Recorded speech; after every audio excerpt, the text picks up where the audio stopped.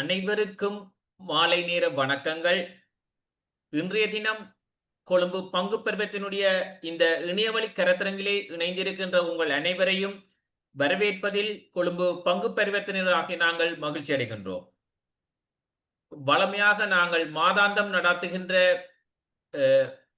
சந்தை பகுப்பாய்வு கருத்தரங்கினை தொடர்ந்து நாங்கள் ஒரு விசேடமான நிகழ்வாக அநேகரின் கோரிக்கைக்கு அமைவாக உங்களுடைய பங்கு முதலீட்டு முயற்சியிலே நீங்கள் மிகவும் உங்களோட சொந்தமாக நீங்கள் பங்கு தீர்மானங்களை மேற்கொள்கின்ற போது பங்கு ஸ்டாக் செலெக்ஷன் என்று சொல்வோம், பங்கு தெரிவிலே நீங்கள் தீர்மானங்களை மேற்கொள்கின்ற போது முக்கியமாக கவனிக்க வேண்டிய விடயங்கள் கம்பெனிகளுடைய நிதி அறிக்கைகள்.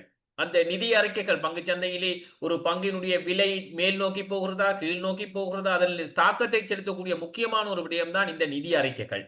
ஃபைனான்சியல் ரிப்போர்ட் வந்திருக்காம், அதில் ஏதாவது ஒரு பங்கு கம்பெனி வந்து லாபம் அடைந்திருக்கிறது என்று ஒரு கருத்து வருகின்ற போது பங்கினுடைய விலை அதிகரிக்கின்றது, அல்லது அது ஃபைனான்சியல் ஸ்டேட்மெண்ட் அதாவது கம்பெனியினுடைய கணக்காய் அறிக்கைகள் வந்து நட்டமடைகின்ற போது அதனுடைய பங்குகளுடைய வீழ்ச்சி போக்கை காணலாம். இவ்வாறான நிகழ்விலே நீங்கள் உங்களுடைய பங்கு தெரிவிலே நீங்கள் ஒரு நிதி அறிக்கைகளை எவ்வாறு விளங்கிக் கொள்வது, முக்கியமாக என்னென்ன விடயங்களை நீங்கள் நிதி அறிக்கைகளிலே பார்க்க வேண்டும் என்பது சம்பந்தமாக நீங்கள் சுயமாக தீர்மானங்களை மேற்கொள்கின்ற போது நீங்கள் பார்க்க வேண்டிய விடயங்களை அதனை எவ்வாறு நீங்கள் பார்க்க வேண்டும் என்பது சம்பந்தமாக இன்றைய தலைப்பு அமைந்திருக்கின்றது. அண்டர்ஸ்டாண்டிங் த ஃபைனான்சியல் ரிப்போர்ட், நிதி அறிக்கைகளை விளங்கிக் கொள்ளல் என்ற தலைப்பிலே இன்றைய கருத்தரங்கினை நாங்கள் உங்களுக்காக நடத்துகின்றோம். அந்த வகையிலே இன்றைய இந்த கருத்தரங்கினை நடத்துவதற்காக எம்மோடு இணைந்திருக்கின்றார் யாழ் பல்கலைக்கழகத்தினுடைய விரிவுரையாளர் திருமதி மிதிலா கௌதமன் அவர்கள். இவர்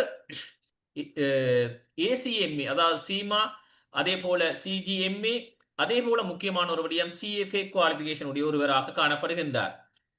உங்கள் எல்லோருக்குமே தெரிந்திருக்கும் சிஎஃப்ஏ குவாலிஃபைடான ஆக்கள் வந்து இலங்கையிலே மிகவும் ஒரு சொற்ப அளவிலே கிட்டத்தட்ட நான் நினைக்கிறேன், சரியாக எனக்கு தெரியவில்லை, நான் நினைக்கின்ற அளவுக்கு 300 பேர் அளவிலே தான் இருக்கின்றார்கள் இலங்கையிலே. அதிலேயும் எங்களுக்கு வடக்கு கிழக்கு மாகாணத்திற்கு பெருமை சேர்க்கக்கூடிய வகையிலே திருமதி மிதிலா கௌதமன் அவர்கள் திகழ்கின்றார். அதே போல இவர் வடக்கு கிழக்கு மாகாண இணைப்பாளராகவும் சிஎஃப்ஏ அசோசியேஷனுடைய வடக்கு கிழக்கு மாகாண இணைப்பாளராகவும் செயற்பட்டு கொண்டிருக்கின்றார். அதே நேரம் இவருடைய கடந்த காலத்திலே இவர் ஸ்டாக் நாலேஜ் பார்ட்னர்ஸினுடைய நிறுவனத்திலே ரிசர்ச் பகுதியில் ஆய்வு பகுதியிலே இவர் 7 வருடங்கள் கடமையாற்றிய அனுபவம் கொண்டவராகவும் இருக்கின்றபடியால் இவர் பங்குச்சந்தையினுடன் தொடர்பு பட்ட விடயங்களை அவர் உங்களுடன் தொடர்பில் இருக்கிறபடியா நிச்சயமாக எங்களுக்கு இவருடைய கருத்துரைகள் எங்களுக்கு மிகவும் பயனுள்ளதாக அமையும். இந்த கருத்துரைகளின் மூலம் நீங்கள் இந்த நிகழ்வின் ஊடாக உங்களுடைய பங்கு தெரிவிலே சுயமாக நீங்கள் தீர்மானங்களை மேற்கொள்வதற்கு இது நிச்சயமாக இன்றியமையதாக அமையும் என்று நான் நினைக்கின்றேன். அதே நேரம் உங்களுடைய இந்த பொன்னான நேரத்தை நான் வீணாக்க விரும்பவில்லை. ஆகவே தொடர்ந்து கருத்துரைகளை வழங்குவதற்காக மிதுலா அவர்களை அன்புடன் அழைக்கின்றேன். Mithula, over to you. Okay, நன்றி. அனைவருக்கும் வணக்கம். நன்றி சவானந்தன் அண்ணா. இந்த ஒரு கலந்துரையாடல் ஒன்றிலே என்னை அழைத்தமைக்காக மிகவும் நன்றியை தெரிவித்துக் கொள்கிறேன்.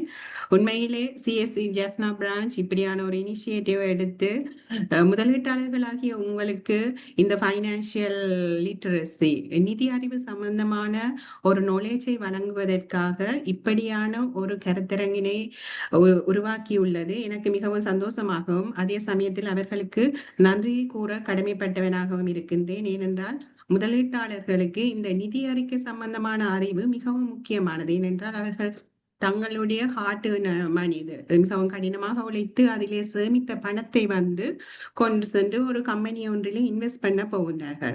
அப்ப இன்வெஸ்ட் பண்ண போகும்போது அவர்கள் என்னென்ன விடயங்களை அவர்கள் முதலில் அறிந்து கொள்ள வேண்டும்.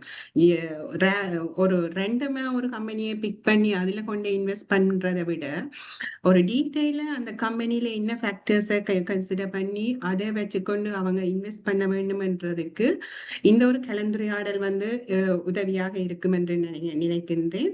அதற்காக சிஎஸ்சி இந்த ஜெஃப்னா பிரான்ச் மேனேஜர் மிஸ்டர் சவானந்தன் அண்ணாவுக்கும் அவரது டீமுக்கும் எனது நன்றியை தெரிவித்துக் கொண்டு உங்கள் அனைவருக்கும் மீண்டும் ஒரு முறை வணக்கத்தை தெரிவித்துக் கொண்டு நாங்கள் இந்த தலையங்கத்துக்குள்ளே உள்நுழைவோம். அப்ப இன்றைக்கு நான் உங்களுக்கு ஒரு பேசிக்கா ஒரு நிதி அறிக்கை, ஒரு ஃபைனான்சியல் ஸ்டேட்மெண்ட் ஒரு கம்பெனி எடுத்தா அதுல என்னென்ன மெயின் லைன் ஐட்டம்ஸ் இருக்கும், அதை வச்சுக்கொண்டு நீங்கள் எப்படியான ஒரு ஃபைனல் டிசிஷனை எடுக்கலாம் என்பது பற்றி உங்களுக்கு ஒரு சிறிய ஒரு விளக்கத்தை இனி வரும் ஒரு மணி நேரத்துக்கு வழங்க உள்ளேன். அப்ப நீங்க பாத்தீங்கன்னா முதல் ஃபைனான்சியல் ஸ்டேட்மெண்ட், இந்த நிதி அறிக்கைகள் என்றதுக்கு முதலாக உங்களுக்கு தெரிஞ்சிருக்கணும் இந்த ஃபைனான்சியல் ஸ்டேட்மெண்ட் நிதி அறிக்கைகளை ஒரு கம்பெனி ஒன்று கொழும்பு பங்கு பரிவர்த்தனையில லிஸ்ட் பண்ணி இருந்தா அந்த கம்பெனி சம்பந்தமான நிதி அறிக்கைகளை நீங்கள் எங்கே பெற்றுக்கொள்ளலாம். ஒரு முதலீட்டாளராகிய உங்களுக்கு அது முதலில் தெரிந்திருக்க வேண்டும். இப்ப நார்மலா எடுத்தோம்னா ஒரு 2 முறையில ஈஸியா நீங்க பெற்றுக்கொள்ளலாம். முதலாவதாக நீங்கள் கொழும்பு ஸ்டாக் எக்ஸ்சேஞ்ச், கொழும்பு பங்கு பரிவர்த்தனை நிலையத்தின் வெப்சைட்டுக்கு போனீங்கன்னா கூகுள்ல போய் சிஎஸ்சி வெப்சைட் என்று ரைட் பண்ணீங்கன்னா இந்த இந்த ஸ்கிரீன்ஷாட்ல நான் போட்டிருக்கிற மாதிரி அவங்க வெப்சைட் வந்திருக்கு. அப்ப அதுல நீங்கள் என்ன செய்யணும்னா உங்களுக்கு எந்த லாங்குவேஜ் கம்ஃபர்டபுளா இருக்கும். இப்ப இங்கிலீஷ் ஓகேன்னா இங்கிலீஷ், இல்லாட்டி சிங்களமோ தமிழ், உங்களுக்கு எந்த லாங்குவேஜ் கம்ஃபர்டபுளா இருக்கோ அந்த லாங்குவேஜ் டேப்பை கிளிக் பண்ணீங்கன்னா உங்களுக்கு அந்த இன்ஸ்ட்ரக்ஷன் அந்த லாங்குவேஜ்ல வரும். அப்ப நான் இதுல இங்கிலீஷை கிளிக் பண்ணியிருக்கிறேன். உங்களுக்கு தமிழ் கம்ஃபர்டபுள்னா நீங்க தமிழை கிளிக் பண்ணுவீங்க. கிளிக் பண்ணிட்டு இந்த வலது பக்க மூலையில பாத்தீங்கன்னா அதுல கம்பெனி சர்ச் என்று போட்டிருக்கீங்க. நீங்கள் ஒரு கம்பெனியை பற்றி அதுல இன்வெஸ்ட் பண்ணக்கு முதல் அது சம்பந்தமாக நாலேஜ் உங்களுக்கு வேணும். அப்ப நீங்கள் எந்த கம்பெனியில இன்வெஸ்ட் பண்ண போறீங்களோ அந்த கம்பெனியை நீங்கள் இங்க சர்ச் பண்ண போறீங்க. இப்ப எல்லாருக்கும் முதலீட்டாளர்களாக இருக்கிறவங்க எல்லாருக்குமே ஒரு ஃபெமிலியரான கம்பெனி என்ன, ஜான் ஹில்ஸ் ஹோல்டிங் கம்பெனி, இந்த பேரண்ட் கம்பெனியை பற்றி நாங்கள் இன்றைக்கு பார்ப்போம். அப்ப அதுல நாங்க இந்த வலது பக்க மூலையில மேல் மூலையில இருக்கிற கம்பெனி சர்ச் என்று காணப்படுகிற அந்த இடத்துல நீங்க போய் அந்த கம்பெனியோட பேரை டைப் பண்ணணும். அப்ப இப்ப இதுல நெக்ஸ்ட் ஸ்லைட்ல பாத்தீங்கன்னா நான் ஜான் ஹில்ஸ் ஹோல்டிங் பிஎல்சி அந்த பேரண்ட் கம்பெனியோட இன்ஃபர்மேஷன் தான் வேணும். என்னன்னா நான் அதை இவாலுவேட் பண்ணி அதுல நான் இன்வெஸ்ட் பண்ணலாமா இல்லையான்ற ஒரு முடிவெடுக்க போகிறேன். அப்ப நான் அதை அவையண்ட சர்ச் பக்கத்துல போய் ஜான் ஹில்ஸ் டைப் பண்ணலாம். இல்லாட்டி உங்களுக்கு ஆல்ரெடி ஒரு முதலீட்டாளராக இருக்கிற நீங்கள் ஆல்ரெடி ஃபேமிலியரா இருக்கிறீங்களா இந்த ஸ்டாக் மார்க்கெட்டை பற்றி உங்களை எல்லாருக்குமே தெரியும். அந்த கம்பெனிக்கு ஒரு டிக்கர், அந்த கம்பெனியை குறிப்பதற்காக ஒரு டிக்கர் ஒன்றும் சிஎஸ்சியால வழங்கப்பட்டிருக்கும். அப்ப நீங்கள் கம்பெனியின் பேரை சர்ச் பண்ணலாம். இல்லாட்டி அவையின் டிக்கரை அவைக்கு ஒரு ஷார்ட் நேம் மாதிரி அதை நீங்க சர்ச் பண்ணலாம்.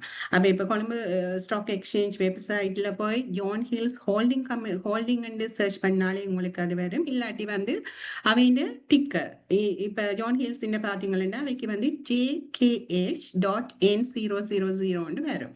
அப்ப நீங்க அதை டைப் பண்ணீங்கன்னாலே அதோட சம்பந்தப்பட்ட ஆப்ஷன்ஸ் இருக்கு. இதுல நான் பேரண்ட் அந்த தாய் கம்பெனியை பற்றி தான் அனலைஸ் பண்ண போறேன். அதுல தான் இன்வெஸ்ட் பண்ண போறேன்னுடா அந்த கம்பெனியை நான் செலக்ட் பண்ணுவேன். செலக்ட் பண்ணினா உங்களுக்கு அவையோட ப்ரொஃபைலுக்கு அந்த பேஜ் உங்களை எடுத்து செல்லும். அப்ப அதுல போய் பாத்தீங்கன்னா அதுல பேசிக் இன்ஃபர்மேஷன், அந்த கம்பெனி சம்பந்தமான பேசிக் இன்ஃபர்மேஷன் எல்லாம் உங்களுக்கு தெரிவினம். ஷேர் பிரைஸ் எவ்வளவா இருக்கு, அவையோட மார்க்கெட் கேபிட்டலைசேஷன் எவ்வளவா இருக்கு, எவ்வளவு டேர்ன் ஓவர் நடந்திருக்கு, அது சம்பந்தமான பேசிக் இன்ஃபர்மேஷன் மேல இருக்கும். அப்படியே கீழே போனீங்கன்னா அவையோட முதலாவதாக கம்பெனி ப்ரொஃபைல் தந்திருப்பினம். அதுல அந்த கம்பெனி எங்க, அவையோட ஹெட் குவார்டர்ஸ் எங்க இருக்கு, அவையோட வெப்சைட் என்ன, அவையோட சிஇஓ கரண்ட்லி யாரா இருக்கு, டிரெக்டர்ஸ் யாரா இருக்கணும், ஆடிட்டர்ஸ் யார் யார் இருக்கணும், அந்த பேசிக் இன்ஃபர்மேஷன் கம்பெனி ப்ரொஃபைல்ல நீங்க பெற்றுக்கொள்ளுவீங்க.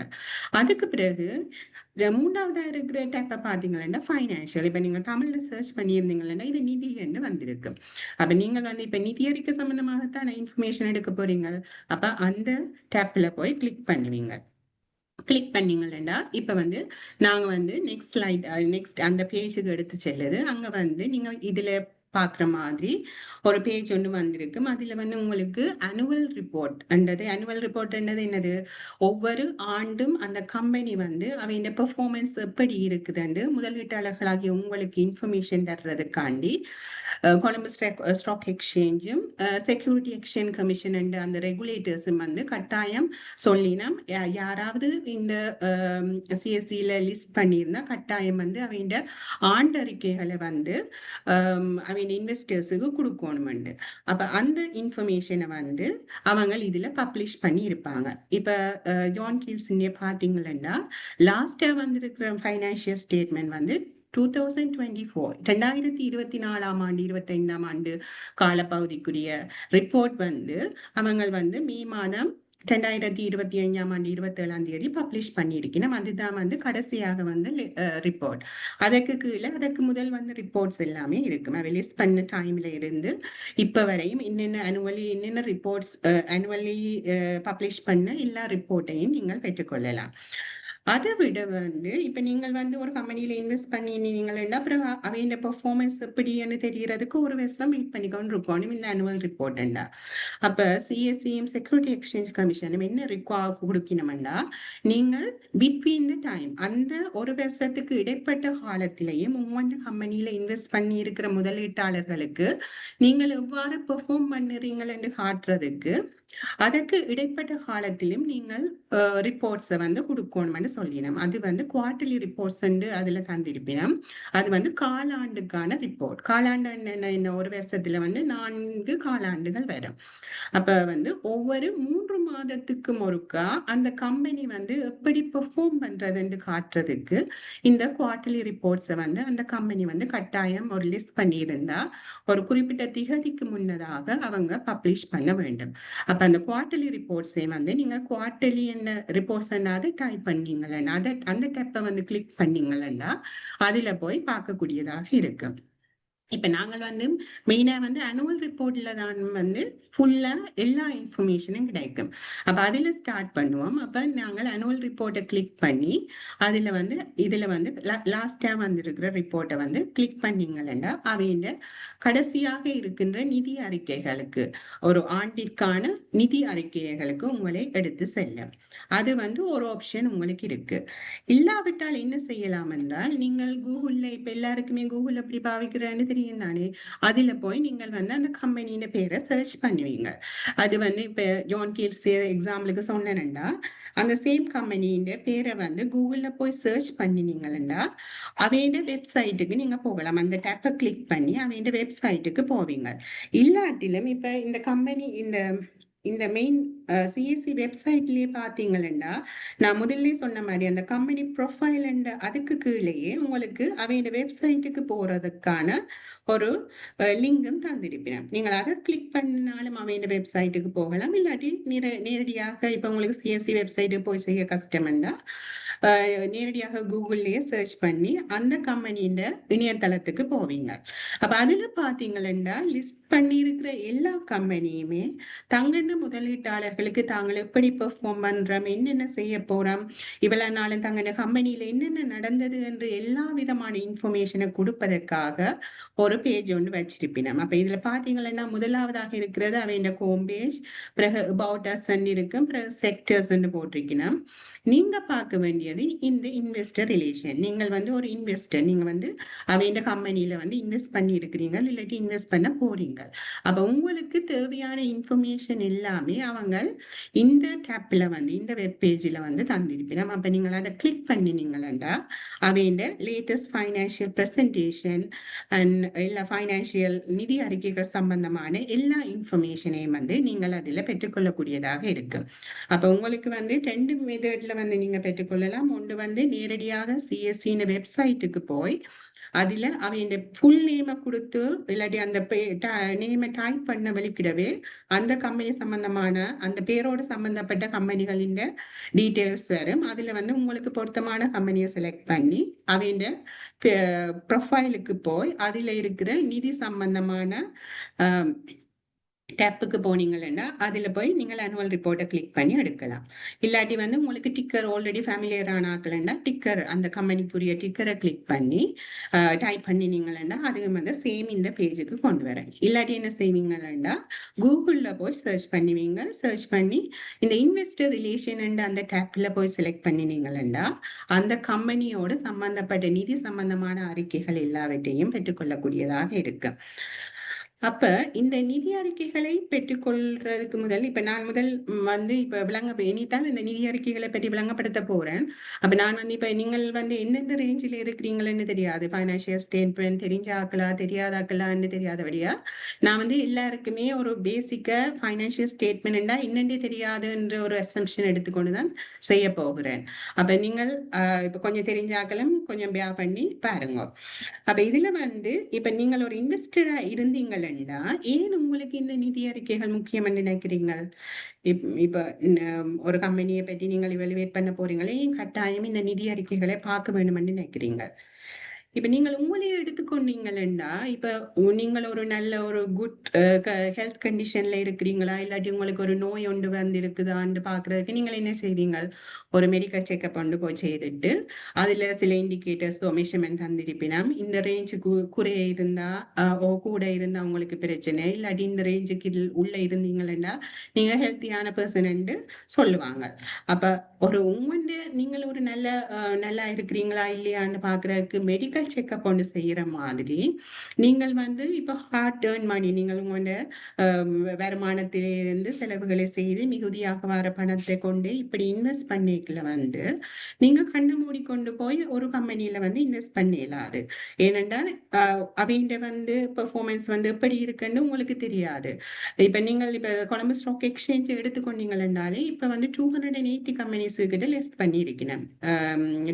மோர் தேன் 280 280 கம்பெனிகளுக்கு மேலாக அவங்க லிஸ்ட் பண்ணப்பட்டிருக்கணும். அப்ப நீங்கள் இதுல வந்து ஒரு பெஸ்ட் கம்பெனி உங்களுக்கு சூட்டபிளான ஒரு பொருத்தமான கம்பெனி ஒன்று செலக்ட் பண்றதுன்னு சொன்னா நீங்க உடனடியாக ஒவ்வொரு கம்பெனிக்கு போய் விசிட் பண்ணி அவங்க எப்படி ஆப்ரேட் பண்றாங்க இந்த மாதிரி அவங்க சிஇஓ எப்படி இருக்கிறார் அவ கோஆபரேட் கவர்னன்ஸ் எல்லாத்தையும் ஃபாலோ பண்ணினமாண்டு ஒவ்வொரு இண்டிவிஜுவலா கம்பெனியை விசிட் பண்ண இயலாது. நீங்கள் ஒரு இன்வெஸ்டர் ஒரு வெளியே ஒரு அவுட் சைட் ஆள்.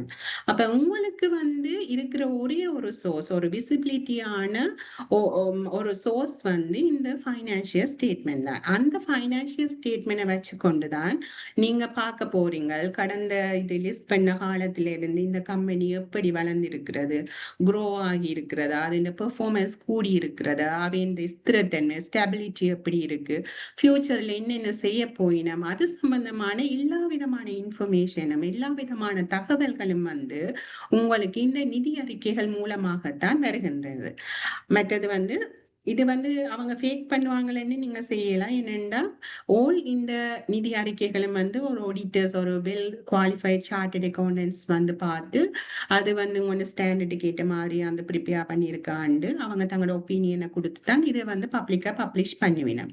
அப்ப அங்கே ஒரு கேரண்டி உங்களுக்கு ஒரு சப்போர்ட்டும் இருக்கு. ஒரு ஆடிட்டர்ஸ் ஒரு ஆள் பார்த்துருக்கிறார். அப்ப இதுல தந்த இன்ஃபர்மேஷன் கரெக்டாக இருக்குமெண்டு.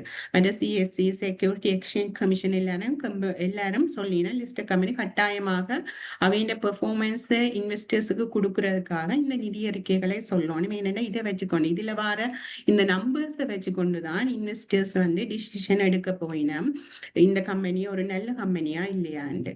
அப்ப உங்களுக்கு வந்து கட்டாயமாக ஒரு முதலீட்டாளராக இருக்கிற உங்களுக்கு நீங்கள் மற்றாக்கள் ஒரு நியூஸ்ல வர இன்ஃபர்மேஷனை வச்சுக்கொண்டோ இல்லாட்டி மற்றவை என்ன செய்யணும் என்று ஃபாலோ பண்றதை விட ஒரு ஸ்டெடியான ஒரு இன்ஃபார்ம் டிசிஷன் ஒன்று எடுக்க வேண்டும் என்று சொன்னா கட்டாயமாக நீங்கள் இந்த நிதி அறிக்கைகளை பார்க்க வேண்டியதாக இருக்கு.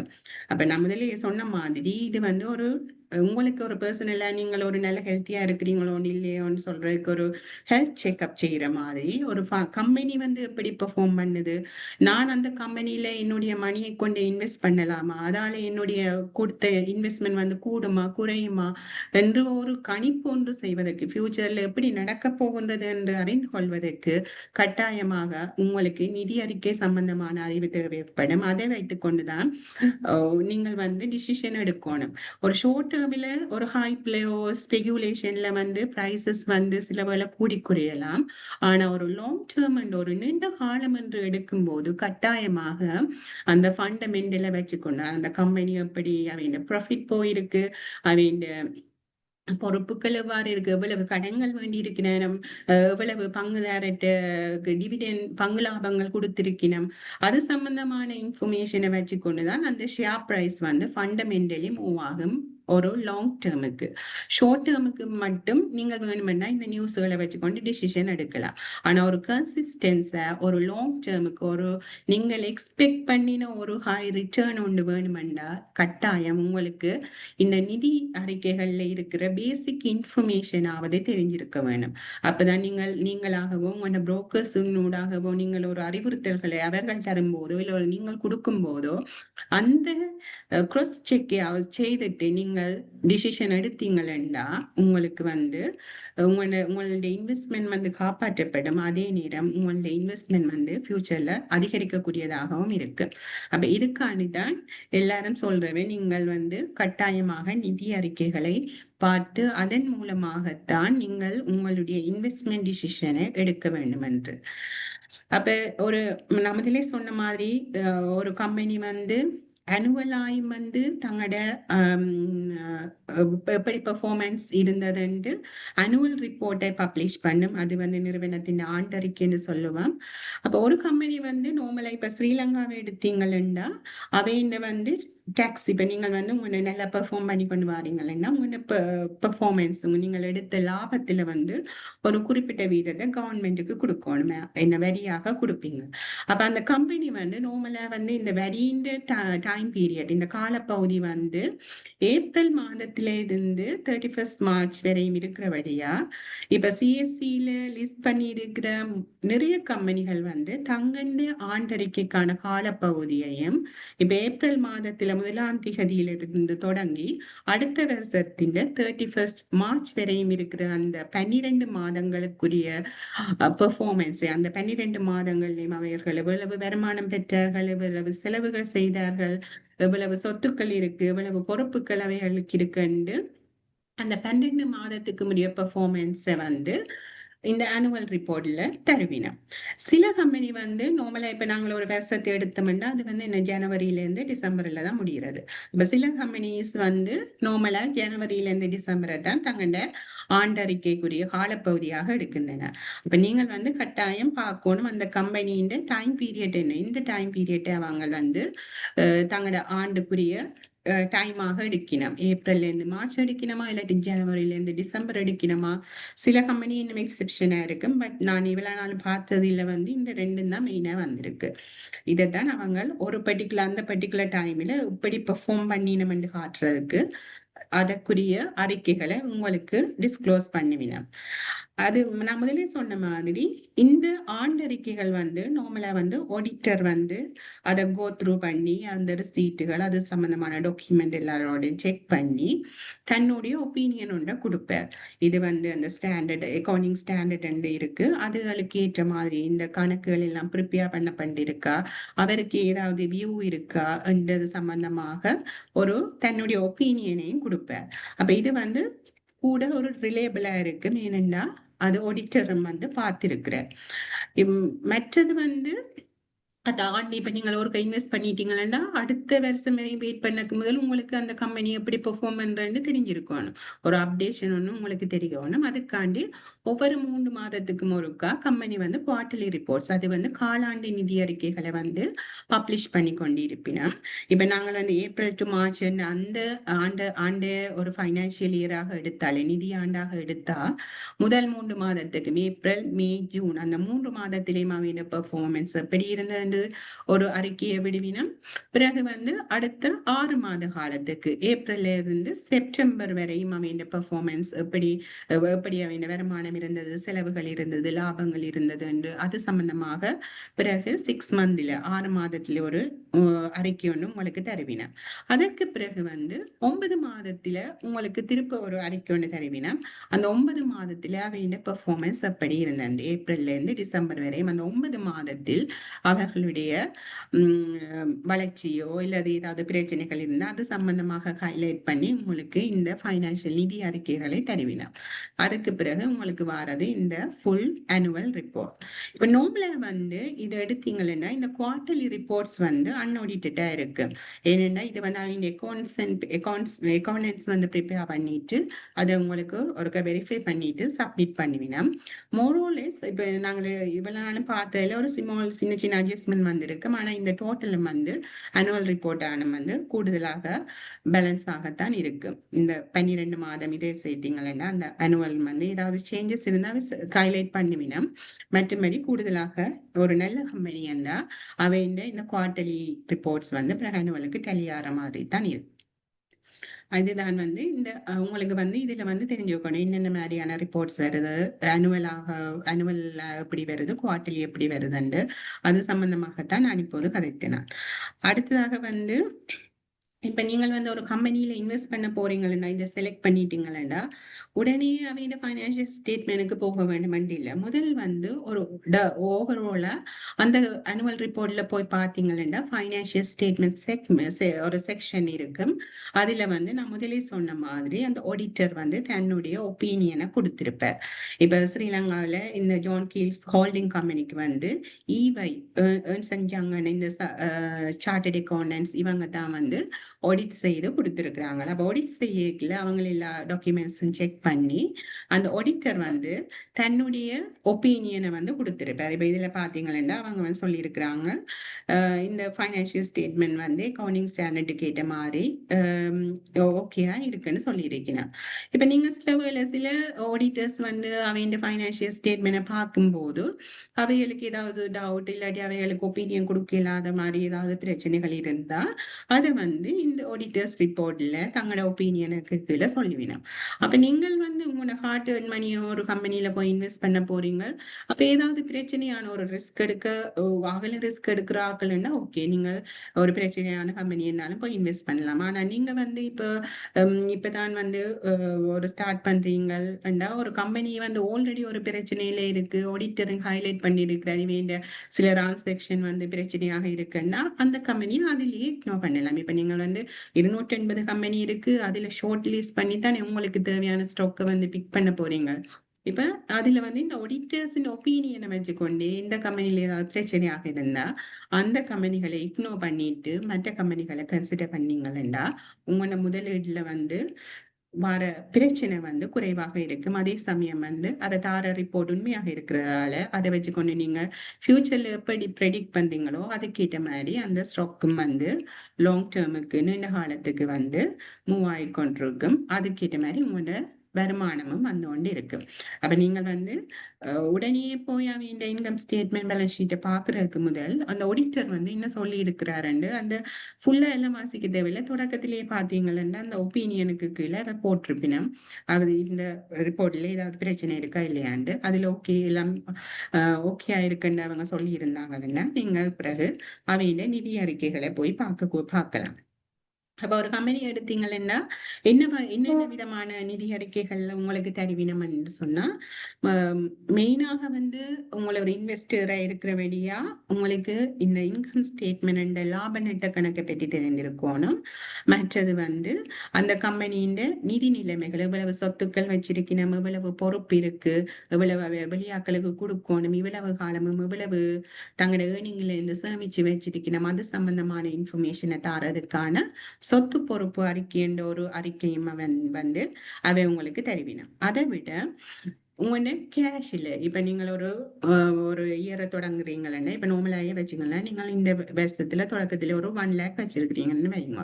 அப்புறம் வீட்டுகளுக்கு செலவு செய்வீங்க, சலரியல் வரும், சலரி வரைக்குள்ள உங்களுக்கு காசு வந்து கூடும். பிறகு நீங்கள் வீட்டு செலவுக்கு இல்லாட்டி பிள்ளைகளின் கல்விக்காக இல்லாட்டி வைத்தியசாலை செலவுக்காக செலவழிக்கும் போது அந்த காசுடைய அமௌண்ட் வந்து குறையும்.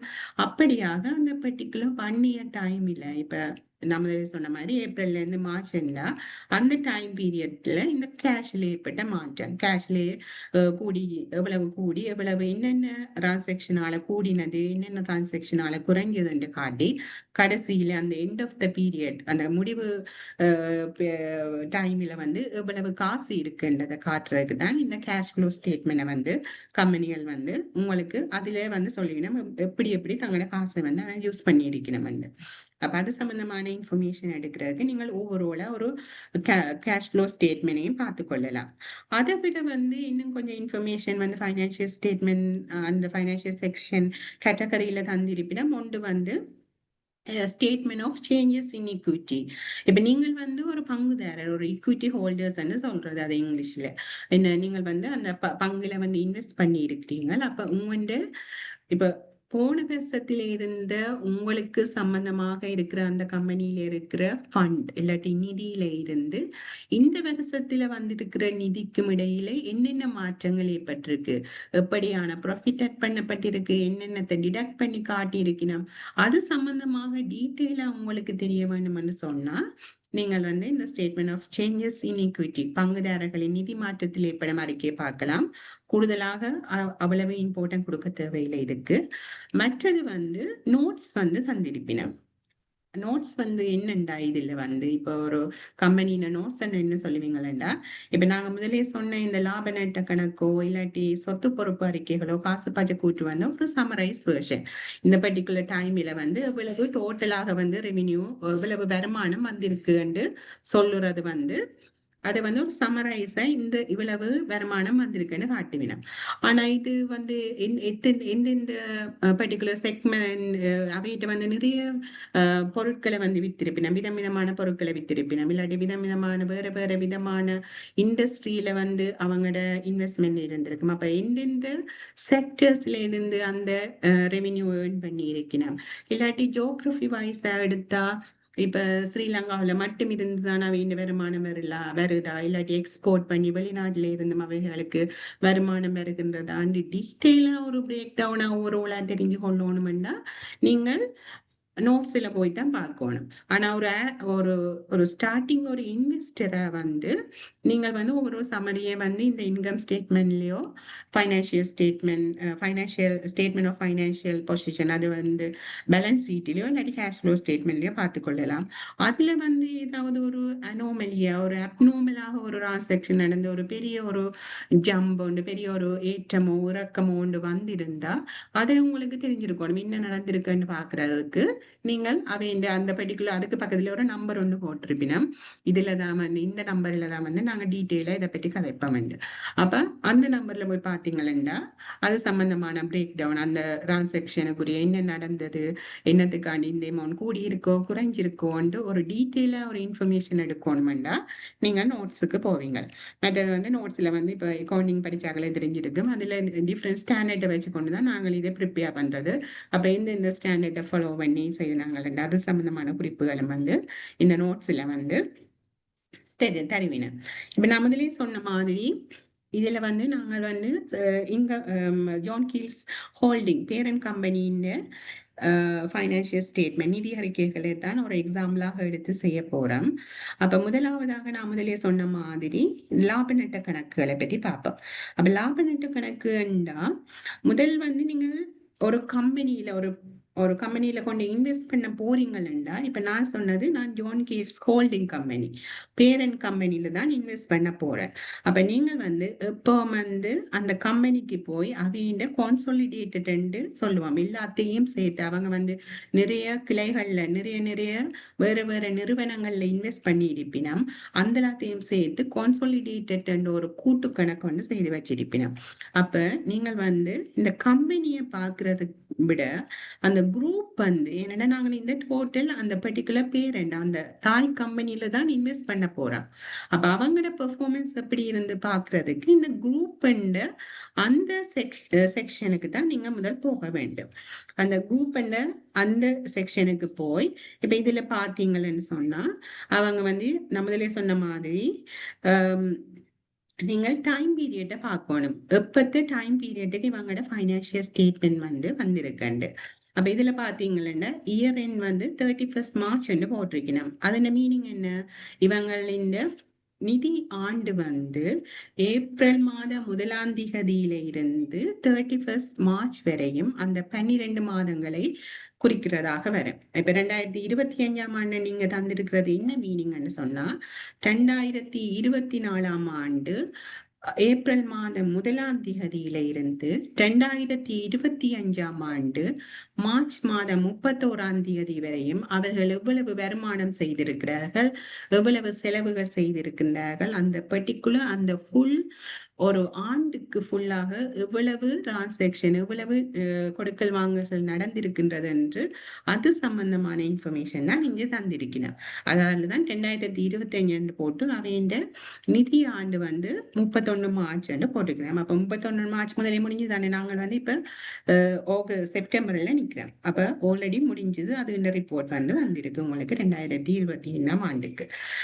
மற்றது வந்து நீங்கள் கவனிக்க வேண்டியது வந்து நார்மலா இப்ப யூஎஸ் கம்பெனின்னு எடுத்தீங்கன்னா அவையின் ரிப்போர்ட்டிங் வந்து அங்கத்த கரன்சில இருக்கும். இப்ப யூஎஸ்டி டாலர்ஸ்ல, சில வேலை இன்டர்நேஷனல் கம்பெனிஸ் அங்கத்தையான ஜிடிபி பவுண்ட்ஸ்ல இருக்கும், யூரோப் அவங்களோட என்னென்ன கரன்சில இருக்கோ அதுக்கேற்ற மாதிரி இருக்கும்.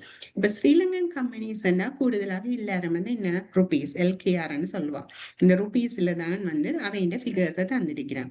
வேற ஒரு கரன்சிக்கும் கன்வெர்ட் பண்ணாம இங்க கரன்சிலேயே ருபீஸ்ல தந்திருக்கிறோம்ன்றதுதான் இந்த கோணர்ல பாத்தீங்கன்னா ருபீஸ் சொல்லி இருக்கிறோம். மற்றது வந்து உங்களுக்கு தெரியணும், இதுல வந்து ஒரு டேஷ் போட்டு 000 போட்டிருக்கணும்.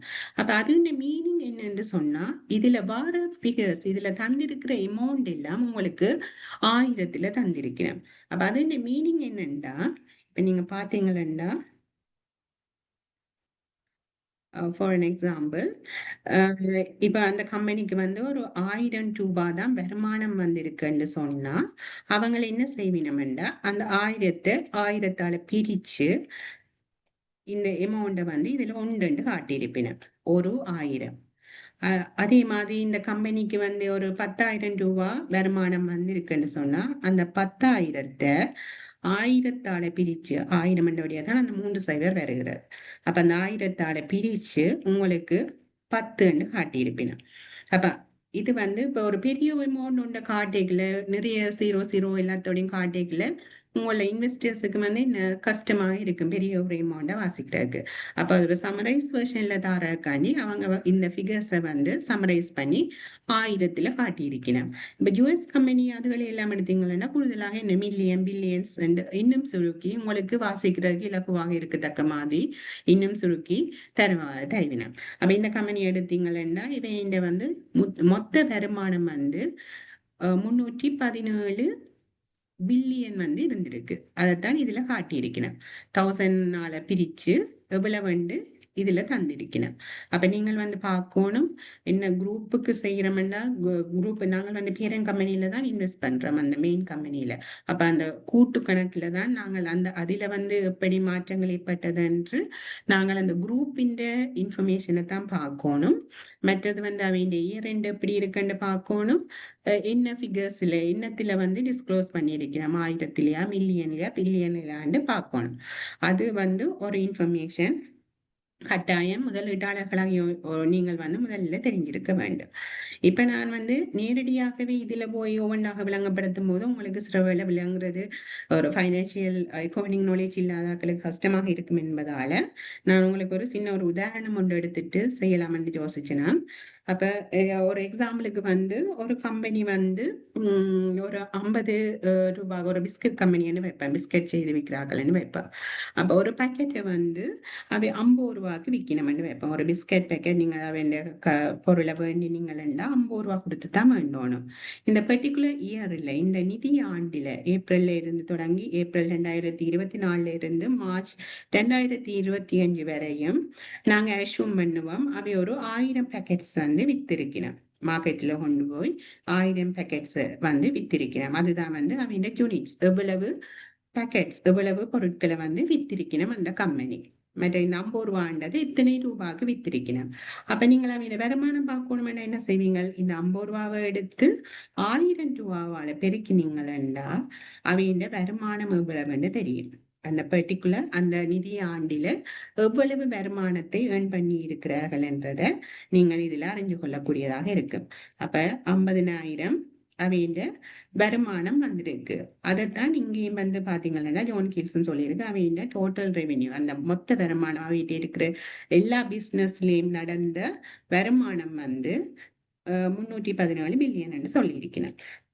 அதே மாதிரி அடுத்ததாக வந்து இந்த வருமானம் வந்தோடனே நாங்கள் பார்க்கணும், இந்த பர்டிகுலர் பிஸ்கெட் பேக்கெட்டை வந்து நாங்கள் வந்து செய்யறதுண்டா எவ்வளவு உற்பத்தி செலவு எங்களுக்கு வந்திருக்கும். என்ன ஒரு பிஸ்கெட் செய்யறேன்னா ரா மெட்டீரியல் வேணும், இன்கிரீடியன்ஸ் வேணும், ஃப்ளவர் வேணும், சுகர் வேணும், ஓல் அதை இன்கிரீடியன்ஸ் என்னென்ன வேணுமோ அதை யூஸ் பண்ணுவீங்க. மற்ற கொஞ்சம் லேபர்ஸ் எடுத்து இந்த பிஸ்கெட்டை செய்வீங்க. அப்போ லேபர்ஸுக்கு வந்து அதை செய்யறதோட சம்மந்தப்பட்ட லேபர்ஸுக்கு வந்து நீங்கள் சேலரி பே பண்ணுவீங்க. அப்ப இந்த கம்பெனி வந்து ஒன் அவரேஜ் ஒரு சராசரியாக ஒரு 30 ரூபாய் அவைகளுக்கு இந்த பேக்கெட்டை செய்யறதுக்கு, அந்த பிஸ்கட் பேக்கெட்டை செய்யறதுக்கு முடியுதுன்னா நாங்கள் 30 ரூபாவை வந்து எவ்வளவு பேக்கெட்ஸ் இந்த பர்டிகுலர் டைம் இந்த காலப்பகுதியில வித்திருக்கணும்னா 1000 பேக்கெட்டை வித்திருக்கணும். அப்ப 30 ரூபாவை எடுத்து 1000 பெருக்கணும்னா அவைகளுக்கு அந்த பொருட்களை விற்பதற்காக ஏற்பட்ட உற்பத்தி செலவு வந்து வரும். அது வந்து 30,000 வரும். அப்ப அது ரெண்டுக்கும் இடையிலான வித்தியாசம். அந்த 50,000 உங்களோட உற்பத்தி செலவை கழிச்சிங்கன்னா உங்களுக்கு வாரது தான் இந்த மொத்த லாபம் என்று சொல்லுவீங்க. இப்ப நீங்கள் வந்து கம்பெனியை பாத்தீங்கன்னா, இப்ப நீங்கள் தமிழாக்கள் இருந்தாலும் உங்களுக்கு அந்த கீ வேர்ட்ஸ் வந்து தெரிஞ்சிருக்கணும். என்னென்ன ரிப்போர்ட்ஸ் வந்து நம்மள வந்து இங்கிலீஷ்ல தான் கொடுத்திருப்பினேன். அப்ப அது வந்து அது என்னன்னு சொல்லியிருப்பினேன், க்ரோஸ் ப்ராஃபிட்னு சொல்லியிருப்பினேன். இந்த உற்பத்தி செலவுகள்ல கழிச்சு வாரது, காஸ்ட் ஆஃப் சேல்ஸ் கழிச்சு வாரது உங்களுக்கு வந்து க்ரோஸ் ப்ராஃபிட் என்று சொல்றது. அது வந்து மொத்த லாபம், உங்களோட உற்பத்தி செலவுகளை கழிக்க வர லாபம் வந்து உங்களுடைய மொத்த லாபமாக இருக்கு. இது மட்டும்தான் அந்த கம்பெனியில இருக்கிற செலவுகளான்னு பார்த்தா இல்லை. இப்ப நீங்கள் ஒரு கம்பெனியை ரன் பண்ணி கொண்டு போறீங்கன்னா என்ன, ஒரு இடம் எடுத்திருப்பீங்க, அவைகளுக்கு ரெண்ட் கொடுக்கணும், எலக்ட்ரிசிட்டி பேமெண்ட் செய்யணும், அங்க அலுவலக உதவியாளர்கள் இருப்பினும் அவைகளுக்கு சேலரிகள் கொடுக்கணும், மற்ற அந்த பொருளை வந்து அந்த பர்டிகுலர் கஸ்டமரை கொண்டடைய செய்யறதுக்கு நீங்க சந்தைப்படுத்தல் முயற்சிகள் எல்லாம் செய்திருப்பீங்க. அப்ப மார்க்கெட்டிங் காஸ்ட்டுகள் உங்களுக்கு வரும். மற்றது லொஜிஸ்டிக் அந்த விற்பனை அந்த பர்டிகுலர் கஸ்டமர் இந்த இடத்துக்கு கொண்டு போறதுக்கான விற்பனை செலவுகள் ஏற்பட்டிருக்கு. இதே கம்பெனில என்ன பாத்தீங்கன்னா புதுசாக இனோவேஷனாக இதை புது பிஸ்கட் வகைகளை கண்டுபிடிக்கிறதுக்காண்டி ஏதாவது செலவுகள் செய்திருப்பினும் அதை வந்து நாங்கள் ரிசர்ச் அண்ட் டெவலப்மெண்ட் காஸ்ட்னு சொல்லுவோம். அப்படியான செலவுகள் எல்லாம் அந்த கம்பெனியில ஏற்பட்டிருக்கு அந்த பர்டிகுலர் காலப்பகுதியில் அந்த ஒரு வருஷத்துல. அப்ப அது சம்பந்தமான அந்த ஒரு கம்பெனியை வந்து ரன் பண்ணி கொண்டு ஒரு செயற்பட்டு கொண்டு போறதுக்கு வேற என்னென்ன செலவுகள் எல்லாம் வந்திருக்கிறதோ அதை வந்து நாங்கள் வந்து ஆப்ரேட்டிங் எக்ஸ்பென்சஸ் என்று சொல்லுவோம். அதுதான் வந்து இந்த செயற்பாட்டு செலவுகள். அப்ப இந்த உதாரணத்துக்கு வந்து நாங்கள் வந்து இது வந்து ஒரு 10,000 வந்திருக்குன்னு வைப்போம். இந்த இவ்வளவு செலவையும் அவங்க ரன் பண்றதுக்கு ஏற்பட்ட செலவு வந்து 10,000 ஒரு 10,000 என்று எடுத்தால் அவங்களுக்கு மிகுதியாக வந்திருக்கின்ற இந்த 20,000 மொத்த லாபத்திலிருந்து இந்த ஏற்பட்ட செலவுகளை கழிக்க வாரது 10,000. அது வந்து அவங்க செயற்படு லாபம்னு சொல்லுவாங்க. அதுதான் ஆப்ரேட்டிங் ப்ராஃபிட் இல்லாட்டி இபிட்டான ஒரு டிஃப்ரெண்ட் நேம்ஸ்ல எல்லாம் கம்பெனில டிஸ்க்ளோஸ் பண்ணியிருப்பினா மெயினா வந்து நீங்கள் ஆப்ரேட்டிங் ப்ராஃபிட்னு பாத்தீங்கன்னாலே சரி. அதுக்கு பிறகு வந்து இப்ப ஒரு கம்பெனியை ரன் பண்றதுண்டா உங்களுக்கு கட்டாயம் காசு தேவை. இப்ப ஒரு கம்பெனி வந்து என்ன செய்யும், தான் ப்ரீவியஸ் டைம்ல சேமிச்சு வச்ச காசை பயன்படுத்தி அங்க பிசினஸ் ரன் பண்ணலாம். இல்லாட்டி முதலீட்டாளர்களாகிய உங்களிடம் அவங்க வந்து IPO டைம்ல இஷ்யூ பண்ணிக்கல பெற்றுக்கொண்ட பணத்தை கொண்டிச்சு அதை வச்சுக்கொண்டு தங்களோட விருத்திகளை செய்யலாம். இல்லாட்டி அடுத்த ஆப்ஷன் என்ன வைக்கிறதுக்குன்னா ஒரு வங்கியில போய் கடன் பெற்று இருப்பாங்க. அப்ப வங்கியில கடன் பெற்றினோம்னா பேங்க்ஸ் வந்து உங்களுக்கு வங்கிகள் வந்து ஃப்ரீயாக மணி தர மாட்டேன்னு. அப்ப அந்த பர்டிகுலர் டைமுக்கு நீங்கள் அவைய ரீபே பண்ண மாட்டேன், திருப்ப அந்த பணத்தை கொடுக்கும் வரையும் அவைகளுக்கு வந்து நீங்கள் ஒரு வட்டி ஒன்று கட்டி கொண்டு இருக்கணும். அப்ப இந்த கம்பெனி வந்து நாங்கள் அசியூம் பண்ணுவோம் அவங்க இந்த பர்டிகுலர் காலப்பகுதியில ஒரு அமௌண்ட் ஒன்று வங்கியில கடன் எடுத்திருக்கணும். அப்ப அந்த கடனுக்கு எவ்வளவு வட்டி கட்டுகிறார்களோ அதை வந்து அவன் வந்து நிதி செலவுகளுக்கு கீழே காட்டுவினோம். அப்ப அந்த நிதி செலவு தான் ஃபைனான்ஸ் காஸ்ட்னு சொல்லுவோம். அப்ப நாங்கள் ஒரு அசியூம் பண்ணுவோம் அவங்களுக்கு ஒரு 1,000 rupees இந்த கம்பெனி வந்து வட்டியாக பே பண்ணுதுன்னு சொல்லுவோம்.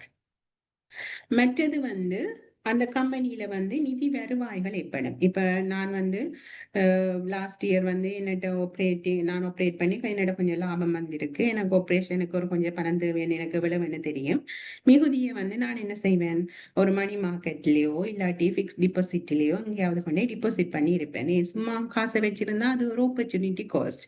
அதை வந்து நீங்கள் வேற எங்கேயாவது இன்வெஸ்ட் பண்ணி இருந்தீங்கன்னா அதுல வர வருமானம் வந்து உங்களுக்கு ஒரு பாசிட்டிவாக இருக்கு. அப்ப வந்து அந்த அடிஷனலா வர அமௌண்ட் இதுல வந்து நாங்கள் ஒரு 200 வைப்போம். அந்த நீங்கள் இன்வெஸ்ட் பண்ணினதால உங்களுக்கு வந்த வட்டி வருமானங்கள், அதைத்தான் நாங்க சொல்றது ஃபைனான்ஸ் இன்கம். அது நிதி வருவாய்கள் என்று சொல்லுவோம். அதையும் கூட்டிட்டு உங்களுக்கு வர நீங்க கொடுக்குற வட்டிக்கான செலவுகளை கழித்து பார்த்தீங்களா, இவங்களுக்கு வந்து 9,200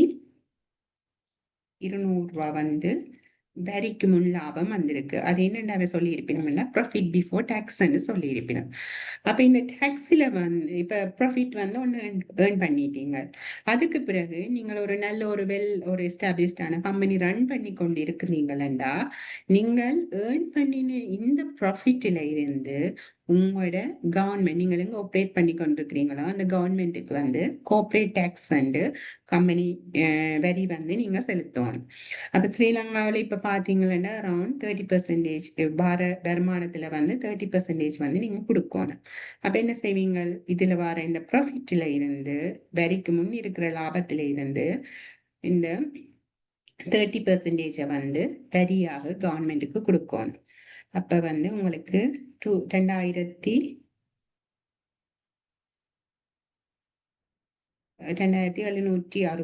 வந்து நீங்க வரியாக கொடுக்க வேண்டியதாக இருக்கு. அப்ப அந்த வரியாக கொடுத்தாக பிறகு மிச்சமாக இருக்கிறது தான் உங்களுக்கு இருக்கிற லாபம். அப்ப இந்த கம்பெனிக்கு வந்து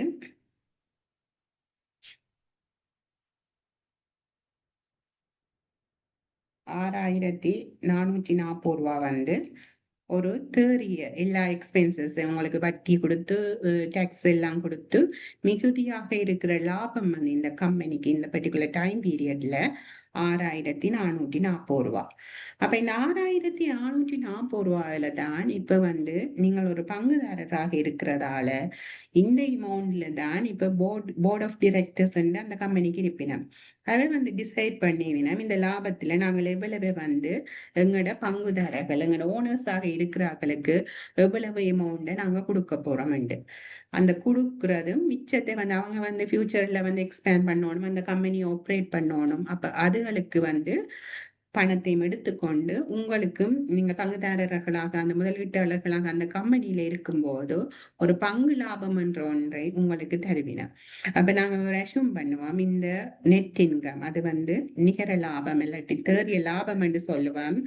அதுல வந்து ஒரு 50% வந்து பங்கு லாபமாக இந்த கம்பெனி கொடுக்குதண்டா ஒரு இதுல வந்து நீங்க 50% பெருக்கி பாத்தீங்களா 3,220 இந்த கம்பெனி வந்து நீங்கள் பங்குதாரர்களாக இருக்கும்போது உங்களுக்கு பங்காக தரும். மிகுதிய வந்து அவங்களோட சேமிப்பாக ரிசர்வ்னு சொல்லுவோம் வைப்பிச்சிருப்பாங்க. அவங்களோட ஃபியூச்சர் டெவலப்மெண்ட்டுக்கோ இல்லாட்டி ஃபியூச்சர்ல உங்களுக்கு ஏதாவது தருவதற்காக அதை சேமித்து வைப்பார்கள். அப்ப இந்த 3,220 வந்து நீங்கள் இப்ப அந்த கம்பெனியில எத்தனை ஷேர்ஸ் வச்சிருக்கிறீங்களோ அதுக்கேற்ற மாதிரி ப்ரொபோர்ஷனேட்டா தருவீங்க.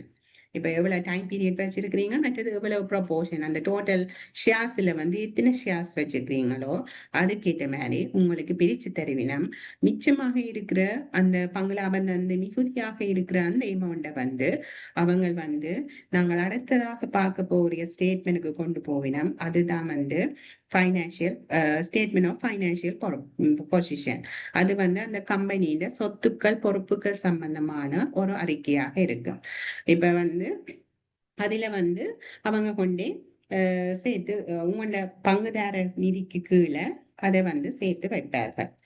அப்ப இந்த ஃபைனான்சியல் பொசிஷன் என்றது அடுத்த ஸ்டேட்மெண்ட். முதல் பார்த்தது நாங்கள் வந்து இன்கம் ஸ்டேட்மெண்ட், அது வந்து லாப நட்ட கணக்கு, அதுல எப்படி டிரான்சாக்ஷன் நடந்து எப்படி லாபம் உங்களுக்கு காட்டப்படுகின்றதுன்ற நான் ஒரு உதாரணம் மூலமாக காட்டினால், அடுத்ததாக நீங்க முக்கியமாக பார்க்க வேண்டியது ஸ்டேட்மெண்ட் ஆஃப் ஃபைனான்சியல் பொசிஷன்.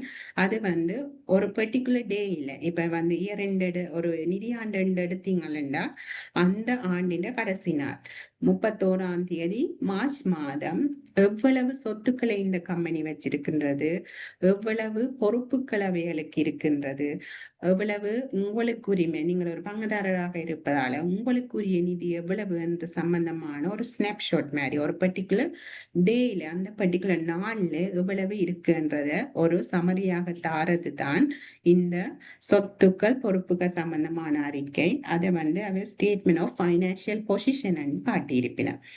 அப்ப அதை வந்து நாங்க டீட்டெயிலா பார்த்தோம்னா டைம் லிமிட்டால நான் ஒன்னொன்றாக அமௌண்ட் போட்டு கொண்டு போகாம ஓவரால் அவங்களுக்கு சொல்றேன். இப்ப அசெட் சைட்ல இப்ப சொத்துக்கள் சைட்ல வந்து 2 விதமான சொத்துக்கள் அந்த கம்பெனி வந்து டிஸ்க்ளோஸ் பண்ணி இருப்பினும், ஒன்று வந்து நீண்ட கால சொத்துக்கள் என்று சொல்லுவேன். அது வந்து அவங்க வந்து 1 வருஷத்துக்கு மேல பாவிப்பதற்காக வைத்திருக்கின்ற சொத்துக்கள், இல்லாவிட்டால் எங்கேயாவது கொண்டு போய் முதலீடு செய்திருந்தீனம் 1 வருஷத்துக்கு மேலாக அதை வைத்து அதன் மூலமாக ஒரு வருமானத்தை ஈட்டிக் கொள்வதற்காக அந்த கம்பெனி ஒரு முதலீட்டை செய்திருந்தா அது சம்பந்தமான சமரி ஒரு இன்ஃபர்மேஷனை வந்து இந்த நீண்ட கால சொத்துக்களுக்கு கீழே பார்க்கலாம். அதுல மெயினா இருக்கிறது வந்து ப்ராப்பர்ட்டி பிளான்ட் அண்ட் எக்யூப்மெண்ட் தந்திருப்பினம். அந்த கம்பெனி இங்க ஏதாவது பில்டிங் வச்சிருக்கா, இல்லாட்டி அவங்க ஃபேக்டரி இருக்கா, அதுல இருக்கிற உபகரணங்கள்ல பெறுமதி எவ்வளவு, இல்லாட்டி அவங்க வாகனங்கள் வச்சிருக்கலாமா, ஏதாவது ஒரு நிலையான சொத்துக்கள் சம்பந்தமான இன்ஃபர்மேஷன் டேட்டா எவ்வளவு பெறுமதியான சொத்துக்களை வச்சிருக்கணும் என்றதை நீங்க இந்த ப்ராப்பர்ட்டி பிளான்ட் அண்ட் எக்யூப்மெண்ட்க்கு கீழே பார்க்கலாம். அதுக்கு பிறகு வந்து இன்டென்ஜிபிள் அசெட்ன்னு சொல்லணும். இன்டென்ஜிபிள் அசெட்னா என்ன, அதை தொட்டு உணர முடியாது. இப்ப ப்ராப்பர்ட்டி பிளான்ட்னா நீங்கள் ஓகே பார்த்த உடனே தெரியும் ஒரு கம்ப்யூட்டர் இருக்கு கம்பெனியில, இல்லாட்டி ஒரு மிஷினரி இருக்குன்னு பார்த்து கொள்ளலாம்.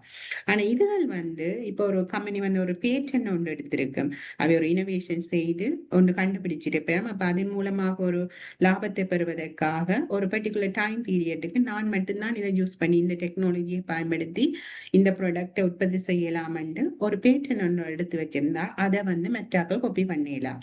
அப்ப அப்படியான சொத்துக்கள் இருக்கலாம். அல்லாவிட்டால் அது இந்த நன்மதிப்பு இப்ப ஓவர் த டைம் பீரியட் அவன் நல்ல பெர்ஃபார்மன்ஸ் பண்ணி அந்த ஒரு கம்பெனிக்கு வந்து ஒரு நல்ல ஒரு பேர் ஒன்று இருந்ததுண்டா அதுக்கு ஒரு வேல்யூ இருக்கும். அப்ப நீங்கள் அந்த கம்பெனியை வேண்டிக்கலாம், அது வேண்டிய வேல்யூ வந்து கூடவாக இருக்கும். அதே மாதிரி காப்பிரைட்ஸ் இல்லாட்டி இன்டெலெக்சுவல் ப்ராப்பர்ட்டி என்று விதமான இன்டென்ஜிபிள் அசெட்ஸும் வந்து அந்த கம்பெனியில இருக்கும். அப்ப அதுன்ற சமரி அந்த அமௌண்ட்டை வந்து கட்புலனாக சொத்து வந்து இன்டென்ஜிபிள் அசெட்டுக்குள்ள காட்டுவினம் இந்த லாங் டேர்ம் நான் கரண்ட் லயபிலிட்டி அந்த நீண்ட கால சொத்துக்கு கீழே காட்டுவார்கள். மற்றது நான் முதலே சொன்ன மாதிரி லாங் டேர்ம் இன்வெஸ்ட்மெண்ட் இப்ப நீண்ட கால முதலீடுகள் சம்பந்தமாகவும் இப்ப 1 வருஷத்துக்கு மேலதிகமாக அவங்க வந்து ஏதாவது ஸ்டாக்ல இன்வெஸ்ட் பண்ணியிருக்கிறாங்க, இல்லாட்டி ரியல் எஸ்டேட்லயா இல்லாட்டி வேறு ஏதாவது இன்வெஸ்ட்மெண்ட் செய்திருக்கணும்டா அது சம்பந்தமாக எவ்வளவு அந்த கம்பெனி வந்து தனது ஆபரேஷன்ஸ் தனது பிசினஸ் தவிர்த்து வேறு என்னென்ன இன்வெஸ்ட்மெண்ட் செய்து அதன் மூலமாக வருமானங்களை பெற்றுக் கொள்வதற்காக என்ன இன்வெஸ்ட்மெண்ட்களை செய்திருக்கின்றது என்று அது சம்பந்தமான இன்ஃபர்மேஷனை நீங்கள் இந்த லாங் டேர்ம் இன்வெஸ்ட்மெண்ட்ல பார்ப்பீங்க. அதற்கு பிறகு வந்து மிகுதியாக ஏதாவது நீண்ட கால சொத்துக்கள் இருந்தா அது சம்பந்தமான தகவலும் இருக்கு. அதுக்கு பிறகு கீழே பாத்தீங்கன்னா கரண்ட் அசெட் ஒன்று இருக்கு. 1 வருஷத்துக்கு குறைந்த கால பகுதியில அந்த சொத்துக்களை நீங்கள் வித்தோ இல்லாட்டி கன்வெர்ட் பண்ணி அதை கேஷுக்கு மாற்றக்கூடியதாக இருக்கு. இப்ப இன்வென்ட்ரி என்று பாத்தீங்கன்னா ஒரு கம்பெனி வந்து என்ன இந்த பிஸ்கட் கம்பெனிலேருந்து எடுத்துக்கொண்டீங்கன்னா அவங்க இப்போ ஒரு பர்டிகுலர் ஸ்டாக்கை வந்து ரெடியா வச்சிருப்பினேன், கையிருப்பில வச்சிருப்பினேன், இன்னொரு ஆள் வந்து வேண்டியக்குள்ள அவங்க வந்து டிஸ்ட்ரிபியூட் பண்ணி கொண்டு இருக்கணும். அப்ப இந்த 31ஆம் தேதி மார்ச் மாதம் அந்த பகுதியில வந்து உங்கள்கிட்ட எவ்வளவு கையிருப்புகள் அந்த பிஸ்கட் சம்பந்தமாக எவ்வளவு வேல்யூவில் உங்கள்கிட்ட இருக்குன்றதை காட்டுறதுதான் இந்த இன்வென்ட்ரி என்று சரக்கு கையிருப்பு அந்த அந்த கம்பெனியில எவ்வளவு இருப்புகள் இருக்கு என்பதை நீங்கள் இதுல பார்த்து கொள்ளலாம். அதே மாதிரி ட்ரேட் ட்ரேட் ரிசீவபிள் இன்னும் ஒரு லைன் ஐட்டம் வந்திருக்கும். அது என்ன, நீங்கள் இப்போ நார்மலா ஒரு கஸ்டமருக்கு விற்பனை செய்யல சில கஸ்டமர்ஸ் உடனடியாக காசு தருவினர். ஆனா நார்மல் பிசினஸ் எடுத்தீங்கன்னு பாத்தீங்க, அவ ஒரு டைம் பீரியட் கேட்பினான். நான் இன்றைக்கு பொருளை டெலிவர் பண்ணா ஒரு 3 மாதத்துக்குள்ளேயோ இல்லாட்டி 1 மாதத்துக்குள்ளேயோ ஒரு 15 நாளைக்குள்ளேயே அவ அந்த எமௌண்ட நான் வித்த பெறுமதியை தருவினமண்டு.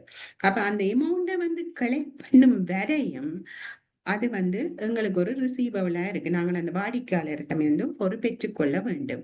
அது ஒரு நடப்பு சொத்தாக இருக்கு. ஏனென்றால் ஒரு குறுகிய கால பகுதியில நாங்கள் அதை கலெக்ட் பண்ணிடுவோம். அது வரையும் அந்த பர்டிகுலர் 31ஆம் தேதி மார்ச் மாதம் எவ்வளவு எமௌண்ட் நாங்கள் இன்னும் வாடிக்கையாளரிருந்து பெற வேண்டும் என்பது சம்பந்தமாக இதுல இருக்கு. அதை விட உங்களுக்கு ஷார்ட் டேர்ம் இன்வெஸ்ட்மெண்ட் உண்டு, குறுகிய கால முதலீடுகள். முதல் பார்த்து நாங்கள் நீண்ட கால முதலீடு, அதை விட குறுகிய கால முதலீடுகள் சம்பந்தமாக அந்த கம்பெனி ஏதாவது மணி மார்க்கெட்ல போய் இன்வெஸ்ட் பண்ணி இருந்தாலோ இல்லாட்டி ஒரு ஸ்மால் ஒரு 3 months டிபாசிட் ஒன்று செய்து வச்சிருந்தாலோ இல்லாட்டி கவர்மெண்ட் செக்யூரிட்டி பாண்ட்ல இன்வெஸ்ட் பண்ணி இருந்தினோம்னாலோ அதன் மூலமாக வார எங்க இன்வெஸ்ட் பண்ணியிருக்கணும் என்ற அந்த எமௌண்ட தெரிஞ்சு கொள்றதுண்டா நீங்க இந்த ஷார்ட் டேர்ம் இன்வெஸ்ட்மெண்ட் அந்த கேட்டகரிக்கு கீழே பார்க்கலாம். அதை விட அவங்கள கேஷ் எவ்வளவு காசு வச்சிருக்கணும், பேங்க்ல எவ்வளவு வச்சிருக்கணும், கம்பெனியில கேஷாக எவ்வளவு வச்சிருக்கணும் அந்த எமௌண்ட் உங்களுக்கு இந்த நடப்பு சொத்துக்களுக்கு கீழே ஒரு லைன் ஐட்டம் தந்திருப்பினம். இதுதான் அவங்களோட ஷார்ட் டேர்ம் ஒரு கரண்ட் அசெட் பிரேக் டவுனாக இருக்கு. அப்ப இது ரெண்டையும் கூட்டினீங்கன்னா அந்த கம்பெனியில இருக்கிற டோட்டல் எவ்வளவு மொத்த சொத்துக்கள் அந்த கம்பெனியில இருக்கு என்பதை அறிந்து கொள்ளக்கூடியதாக இருக்கு. அதே மாதிரி பொறுப்புகள் சைட்ல போனீங்கன்னா இந்த சொத்துக்கள் எல்லாம் எப்படியாக உருவாக்கப்பட்டது, நீங்கள் இந்த சொத்துக்களை உருவாக்கல நீங்கள் சில வேறையாக்கள்கிட்ட கடன் வேண்டி இருப்பீங்க. அண்ட் ஓவர் த டைம் நீங்கள் உங்களோட ப்ராஃபிட்லேயே சேவ் பண்ணி வேண்டி இருப்பீங்க. அப்ப அது சம்பந்தமான இன்ஃபர்மேஷன் தான் அடுத்த சைட்ல இருக்கும். அது பொறுப்புகள் சம்பந்தமாகவும் பங்குதாரர்களாகிய உங்களுக்குரிய எமௌண்டாகவும் காணப்படும். அதிலேயும் இப்ப நீண்ட காலத்துல நீங்கள் ஒரு வருஷத்துக்கு மேலதிகமாக ஒரு கடனை பேங்க்ல போய் வேண்டி இருந்தீங்களோ இல்லாட்டி ஒரு லீஸ் ஒன்று எடுத்திருந்தீங்களோண்டா அது என்ன ஒரு நீண்ட காலத்துக்கு பிறகுதான் அதை பே பண்ணி கொண்டு இருப்பீங்க. நீண்ட காலத்துக்கு பே பண்ணி கொண்டு இருப்பீங்க. அப்ப அந்த பொறுப்பு அந்த எமௌண்ட் நீங்கள் பேங்க்ஸுக்கு கட்டி கொண்டிருக்கணும். அது ஒரு நீண்ட காலத்துக்குரியது. அதை இந்த லாங் டேர்ம் லோன்ஸுக்கு கீழே பார்ப்பீங்க, நீண்ட கால பொறுப்புகளுக்கு கீழே. அதே மாதிரி நடப்பு பொறுப்பு என்னது, இப்ப நாங்கள் ஒரு வருஷத்துக்கு உள்ள நாங்கள் எவ்வளவு அமௌண்ட் மற்றாக்களுக்கு கொடுக்கணும். இப்ப நீங்க உங்களோட எம்ப்ளாயிஸுக்கு பே பண்ண வேண்டியதாக இருக்கு, கவர்மெண்ட்டுக்கு பே பண்ண வேண்டியதாக இருக்கும். மற்றது முக்கியமாக சப்ளையர்ஸ். இப்ப உங்களுக்கு இந்த சேம் எக்ஸாம்பிள் இந்த பிஸ்கெட்னு சொன்னா நான் எனக்கு ஃபிளாவர்ன்றதுக்கு ஒரு ஆள்கிட்ட வேண்டி இருப்பேன். அப்ப அவருக்கு சொல்லுவேன் நான் 3 months பே பண்ணுவேன் உங்களுக்குண்டா, அவருக்கு பே பண்ணும் வரையும் அது எனக்கு ஒரு பொறுப்பு. அப்ப அந்த அமௌண்ட காட்டுறதுக்கு இந்த நடப்பு பொறுப்புகள் அந்த பகுதியில நீங்கள் என்னென்ன விதமான பொறுப்புகள் அந்த கம்பெனிக்கு இருக்கின்றத பார்க்கலாம். அதே மாதிரி இப்ப வங்கியில போய் பாத்தீங்கன்னாலும் என்ன ஒரு குறுகிய காலத்துல செட்டில் பண்ணக்கூடிய ஓவர் டிராஃப்ட் ஃபெசிலிட்டிஸ், மற்ற ஸ்டாக்கை வச்சுக்கொண்டு ஃபெசிலிட்டிஸ் அப்படியெல்லாம் கொடுப்பினோம். அப்ப அது சம்பந்தமாக ஒரு குறுகிய ஓராண்டுக்கு உட்பட்ட பொறுப்புகள் என்னென்ன இருக்கோ அந்த கம்பெனிக்கு அது சம்பந்தமாக இதுல சமரியாக தந்திருப்பினோம். அது கரண்ட் லைபிலிட்டிஸ் என்று சொல்லுவாங்க. அதை விட மிகுதியாக இருக்கிறது தான் உங்களுக்குரியது. அது இக்விட்டி ஹோல்டர்ஸ் பங்குதாரர்களாகிய முதலீட்டாளர்களாக இருக்கிற உங்களுக்குரிய அமௌண்ட். அப்ப அந்த கம்பெனியில இருக்கிற மொத்த சொத்துக்கள்ல இருந்து இவ்வளவு பொறுப்புகளையே நீண்ட காலத்தானும் குறுங்கால நடப்பு பொறுப்புகளையும் கழிச்சிங்களா வார எமௌண்ட் தான் உங்களுக்குரிய எமௌண்ட். அப்ப அதுலயும் இப்ப ஒரு பிரேக் டவுன் ஒன்று தந்திருப்பினம். ஒன்று ஸ்டேட்டட் கேபிட்டல் அறிவிக்கப்பட்ட மூலதனம் என்னது. இப்ப அவங்க ஃபர்ஸ்ட் டைம் லிஸ்டட் ஆகி பிறகு ஒவ்வொரு டைம் அவங்களோட ஷேர்ஸ் IPO ஆகவும் செகண்டரி இஷ்யூ உங்களுக்கு இஷ்யூ பண்ணி கொண்டிருக்கல எவ்வளவு ரூபா கலெக்ட் பண்ணி இருக்கிறாங்களோ. இப்ப ஃபார் எக்ஸாம்பிள் 40,000 ஸ்டாக்கை ஷேர்ஸை அவங்க வித்திருக்கணும், ₹1 படி வித்திருக்கணும்டா அவங்க ஸ்டேட்டட் கேபிட்டல் 40,000 இங்க காட்டுவான். அது வந்து அவைண்ட அறிவிக்கப்பட்ட எவ்வளவு ஸ்டேட்டட் உங்கள்கிட்ட கலெக்ட் பண்ணி எவ்வளவு வச்சிருக்கணும். இப்ப நீங்கள் போய் மார்க்கெட்ல செய்யறதில்ல, நீங்க செய்யறது உங்களுக்கும் இன்னும் ஒரு இன்வெஸ்டருக்கும் இடையிலான டிரான்சாக்சனா தான் இருக்கு. கம்பெனிக்கும் உங்களுக்கும் எந்த தொடர்பும் இல்லை. முதலாவது ஃபர்ஸ்ட் இனிஷியல் ஐபிஓ முதலாவதாக அவை இஷ்யூ பண்ணிக்கல அந்த டைம் எவ்வளவு அமௌண்ட் அவை கலெக்ட் பண்ணிச்சு, நம்ம அவ்வளவு ஷேர்ஸையும் கொடுத்து அந்த அமௌண்ட் தான் இதுல காட்டுப்படும். இப்ப நீங்க செய்யறதுல இரண்டாவதாக செகண்டரி டிரான்சாக்ஷன் சொல்றது, நீங்கள் வந்து இன்வெஸ்டர்ஸ்களுக்கு இடையில முதலீட்டாளர்களாகிய உங்களுக்கு இடையே இருக்கிற டிரான்சாக்ஷன் தான் கம்பெனிக்கும் உங்களுக்கும் இடையில இந்த டிரான்சாக்ஷன் நடக்கிறீல. மற்றது வந்து இப்ப நான் முதலே சொன்ன மாதிரி அந்த இன்கம் ஸ்டேட்மெண்ட்ல கொஞ்சம் பங்கு லாபத்தை கொடுத்துட்டு மிகுதியை வந்து அவங்க ஃபியூச்சருக்கு யூஸ் பண்றதுக்காக ரிசர்வ் ஆக வச்சிருப்பினோம், இல்லாட்டி ஒரு கேபிட்டல் ரிசர்வ் ஆக ஏதாவது பெரிய ஒரு பிளான் வச்சு இப்படி ஒரு டெவலப்மெண்ட் செய்ய போறோம், அதுக்கு கேஷ் வந்து திரட்டி கொண்டிருப்பினோம். அப்ப அது சம்பந்தமான இது வந்து இதுல வந்து ஒரு பிரேக் டவுனாக உங்களுக்கு தந்திருக்கு. அதை விட உங்களுக்கு ஒரு கன்ஃபியூஷன் வரும், இன்னும் ஒரு லைன் ஐட்டம் ஒன்று தந்திருப்பினோம், அது வந்து நான் கண்ட்ரோலிங் இன்ட்ரெஸ்ட் ஒரு இம்பார்ட்டன்டான இது. அது மீனிங் என்னண்டா, இப்ப நீங்கள் வந்து ஒரு ஏ கம்பெனி வந்து வைப்பாங்க, உங்களுடைய இந்த ஏ கம்பெனி வந்து இன்னும் ஒரு பி கம்பெனியில வந்து போய் 90% ஆஃப் த ஷேர்ஸை வந்து வேண்டி இருக்குன்னு வைப்பாங்க. ஒரு கம்பெனியில வந்து அவையிட்ட ஒரு 10,000 ஷேர்ஸ் இருக்குன்னா அதுல 9,000 ஷேர்ஸை வந்து இந்த நீங்கள் இன்வெஸ்ட் பண்ணி இருக்கிற ஏ கம்பெனி வேண்டி வச்சிருக்கு. அப்ப மிச்சமாக இருக்கிற அந்த 10% ஆட்கள் வந்து அது வேற ஆட்கள், அது உங்களோட கம்பெனி இன்வெஸ்ட் பண்ணல, அது வெளிய ஆட்கள் தான் இன்வெஸ்ட் பண்ணி இருக்கிறேன். அப்ப அந்த அவைக்குரிய அமௌண்ட்டை தான் அவை இப்ப இருக்கிற எல்லாமாக இருக்கின்ற டோட்டல் இந்த ஃபண்டில வந்து அந்த எக்ஸ்ட்ராவாக இருக்கின்ற அந்த 10% இன்வெஸ்ட் பண்ணி இருக்கின்ற அந்த வெளியாக்கள், அந்த பி கம்பெனியில இன்வெஸ்ட் பண்ணி இருக்கிற அந்த 10% உரிய அமௌண்ட் தான் வந்து அவர்கள் வந்து இதுல நான் கண்ட்ரோலிங் இன்ட்ரெஸ்ட் சிறுபான்மை பங்குதாரர்களின் பங்கு என்று உங்களுக்கு காட்டுவினர்.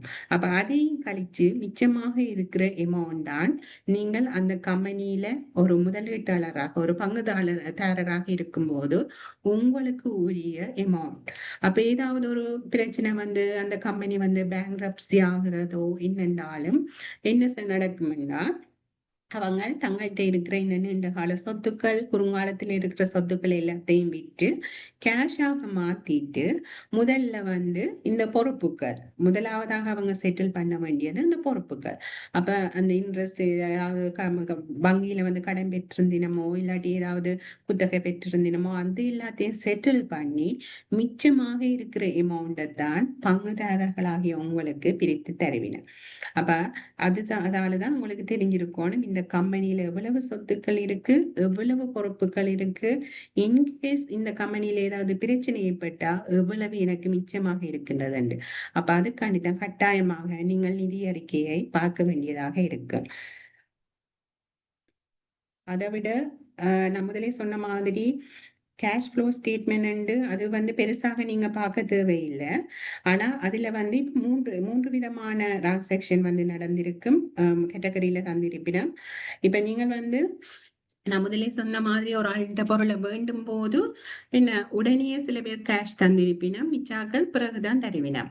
அப்ப அந்த பர்டிகுலர் டைம்ல எவ்வளவு கேஷ் டிரான்சாக்ஷன் நடந்திருக்கு என்ற சம்பந்தமாக ஒரு கம்பெனியை ரன் பண்ணி கொண்டு போய்க்க, நீங்க ரெண்ட் பே பண்ணியிருப்பீங்க, சேலரி பே பண்ணியிருப்பீங்க, கஸ்டமர்ஸ் இருந்து வேண்டி இருப்பீங்க. அப்ப ஒரு கம்பெனியை ரன் பண்ணும் போது என்னென்ன டிரான்சாக்ஷன் நடந்தது, அதால கேஷ்ல ஏற்பட்ட மாற்றங்களை தாரதுக்கு இந்த ஆப்ரேட்டிங் ஆக்டிவிட்டிஸ் அந்த கேட்டகரிக்கு கீழே அவங்க சொல்லி இருப்பினம். இவ்வளவு பே பண்ணினாங்க, இவ்வளவு கொடுத்துனாங்க சப்ளையர்ஸுக்கு, இவ்வளவு நாங்கள் சேலரியாக பே பண்ணினாங்க, இவ்வளவு டேக்ஸாக பே பண்ணாங்க, இன்ட்ரெஸ்டாக இவ்வளவு பே பண்ணினாங்க. அப்ப நாங்க இன்கம் ஸ்டேட்மெண்ட் லாப நட்ட கணக்கு முதல் பார்த்தோம் தானே, அதோட சம்பந்தப்பட்ட கேஷோட என்னென்ன டிரான்சாக்ஷன் நடக்குதோ அதுன்ற ஒரு சமரி வெர்ஷன் தான் வந்து இந்த ஆப்ரேட்டிங் ஆக்டிவிட்டிஸ்ல காட்டுவினோம். கேஷோட சம்பந்தப்பட்ட பணம் ரீதியாக எவ்வளவு டிரான்சாக்ஷன் நடந்திருக்குன்னு இந்த ஆப்ரேட்டிங் ஆக்டிவிட்டிஸ்ல காட்டுவினா. அதே மாதிரி இப்ப நீங்களே வந்து நார்மலா சேலரி எடுக்கிறீங்க, உங்களோட செலவுகளுக்கு பாவிச்சுட்டு மிச்சத்தை இன்வெஸ்ட் பண்றீங்க. அதே மாதிரி என்ன இந்த கம்பெனிகளும் வந்து என்ன செய்வினா, அவங்களும் தங்களுக்குரிய இன்வெஸ்ட்மெண்ட்டை மேற்கொண்டு இருப்பினம். ஒன்று வந்து இந்த ப்ராப்பர்ட்டி பிளான்ட் அதுகளை வேண்டி தங்களோட வியாபாரத்தை விஸ்தரிச்சிருப்பினம். இல்லாட்டி வந்து ஒரு லாங் டேர்ம் இன்வெஸ்ட்மெண்ட் ஒன்று செய்திருப்பினம்.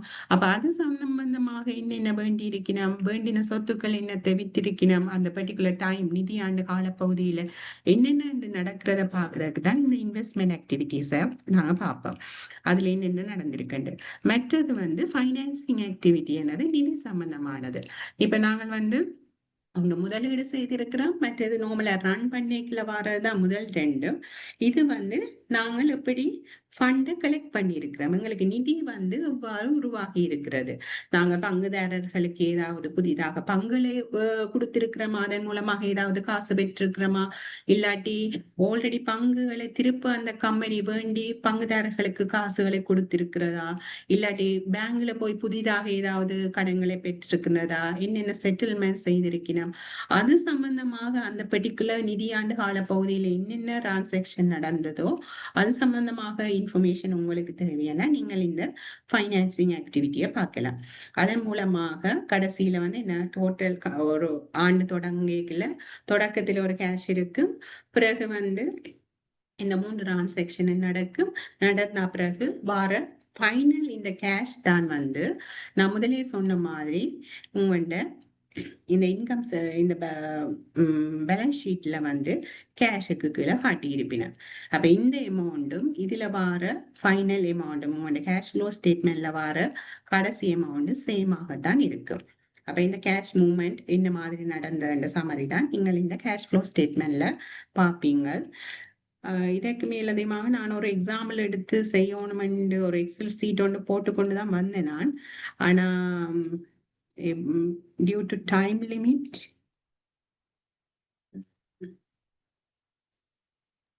இப்படி எப்படி நீங்க ஃபைனான்சியல் ஸ்டேட்மெண்ட் உண்டு அனலைஸ் பண்ணுறது. நினைக்கிறேன் இன்னும் டைம் இருக்கிறபடியா செய்வோம். கொஸ்டின்ஸ் வராதபடியா ஓகே செய்து கொண்டு போகைக்குள்ள இடைக்கிட கொஸ்டினையும் பார்க்கலாம்.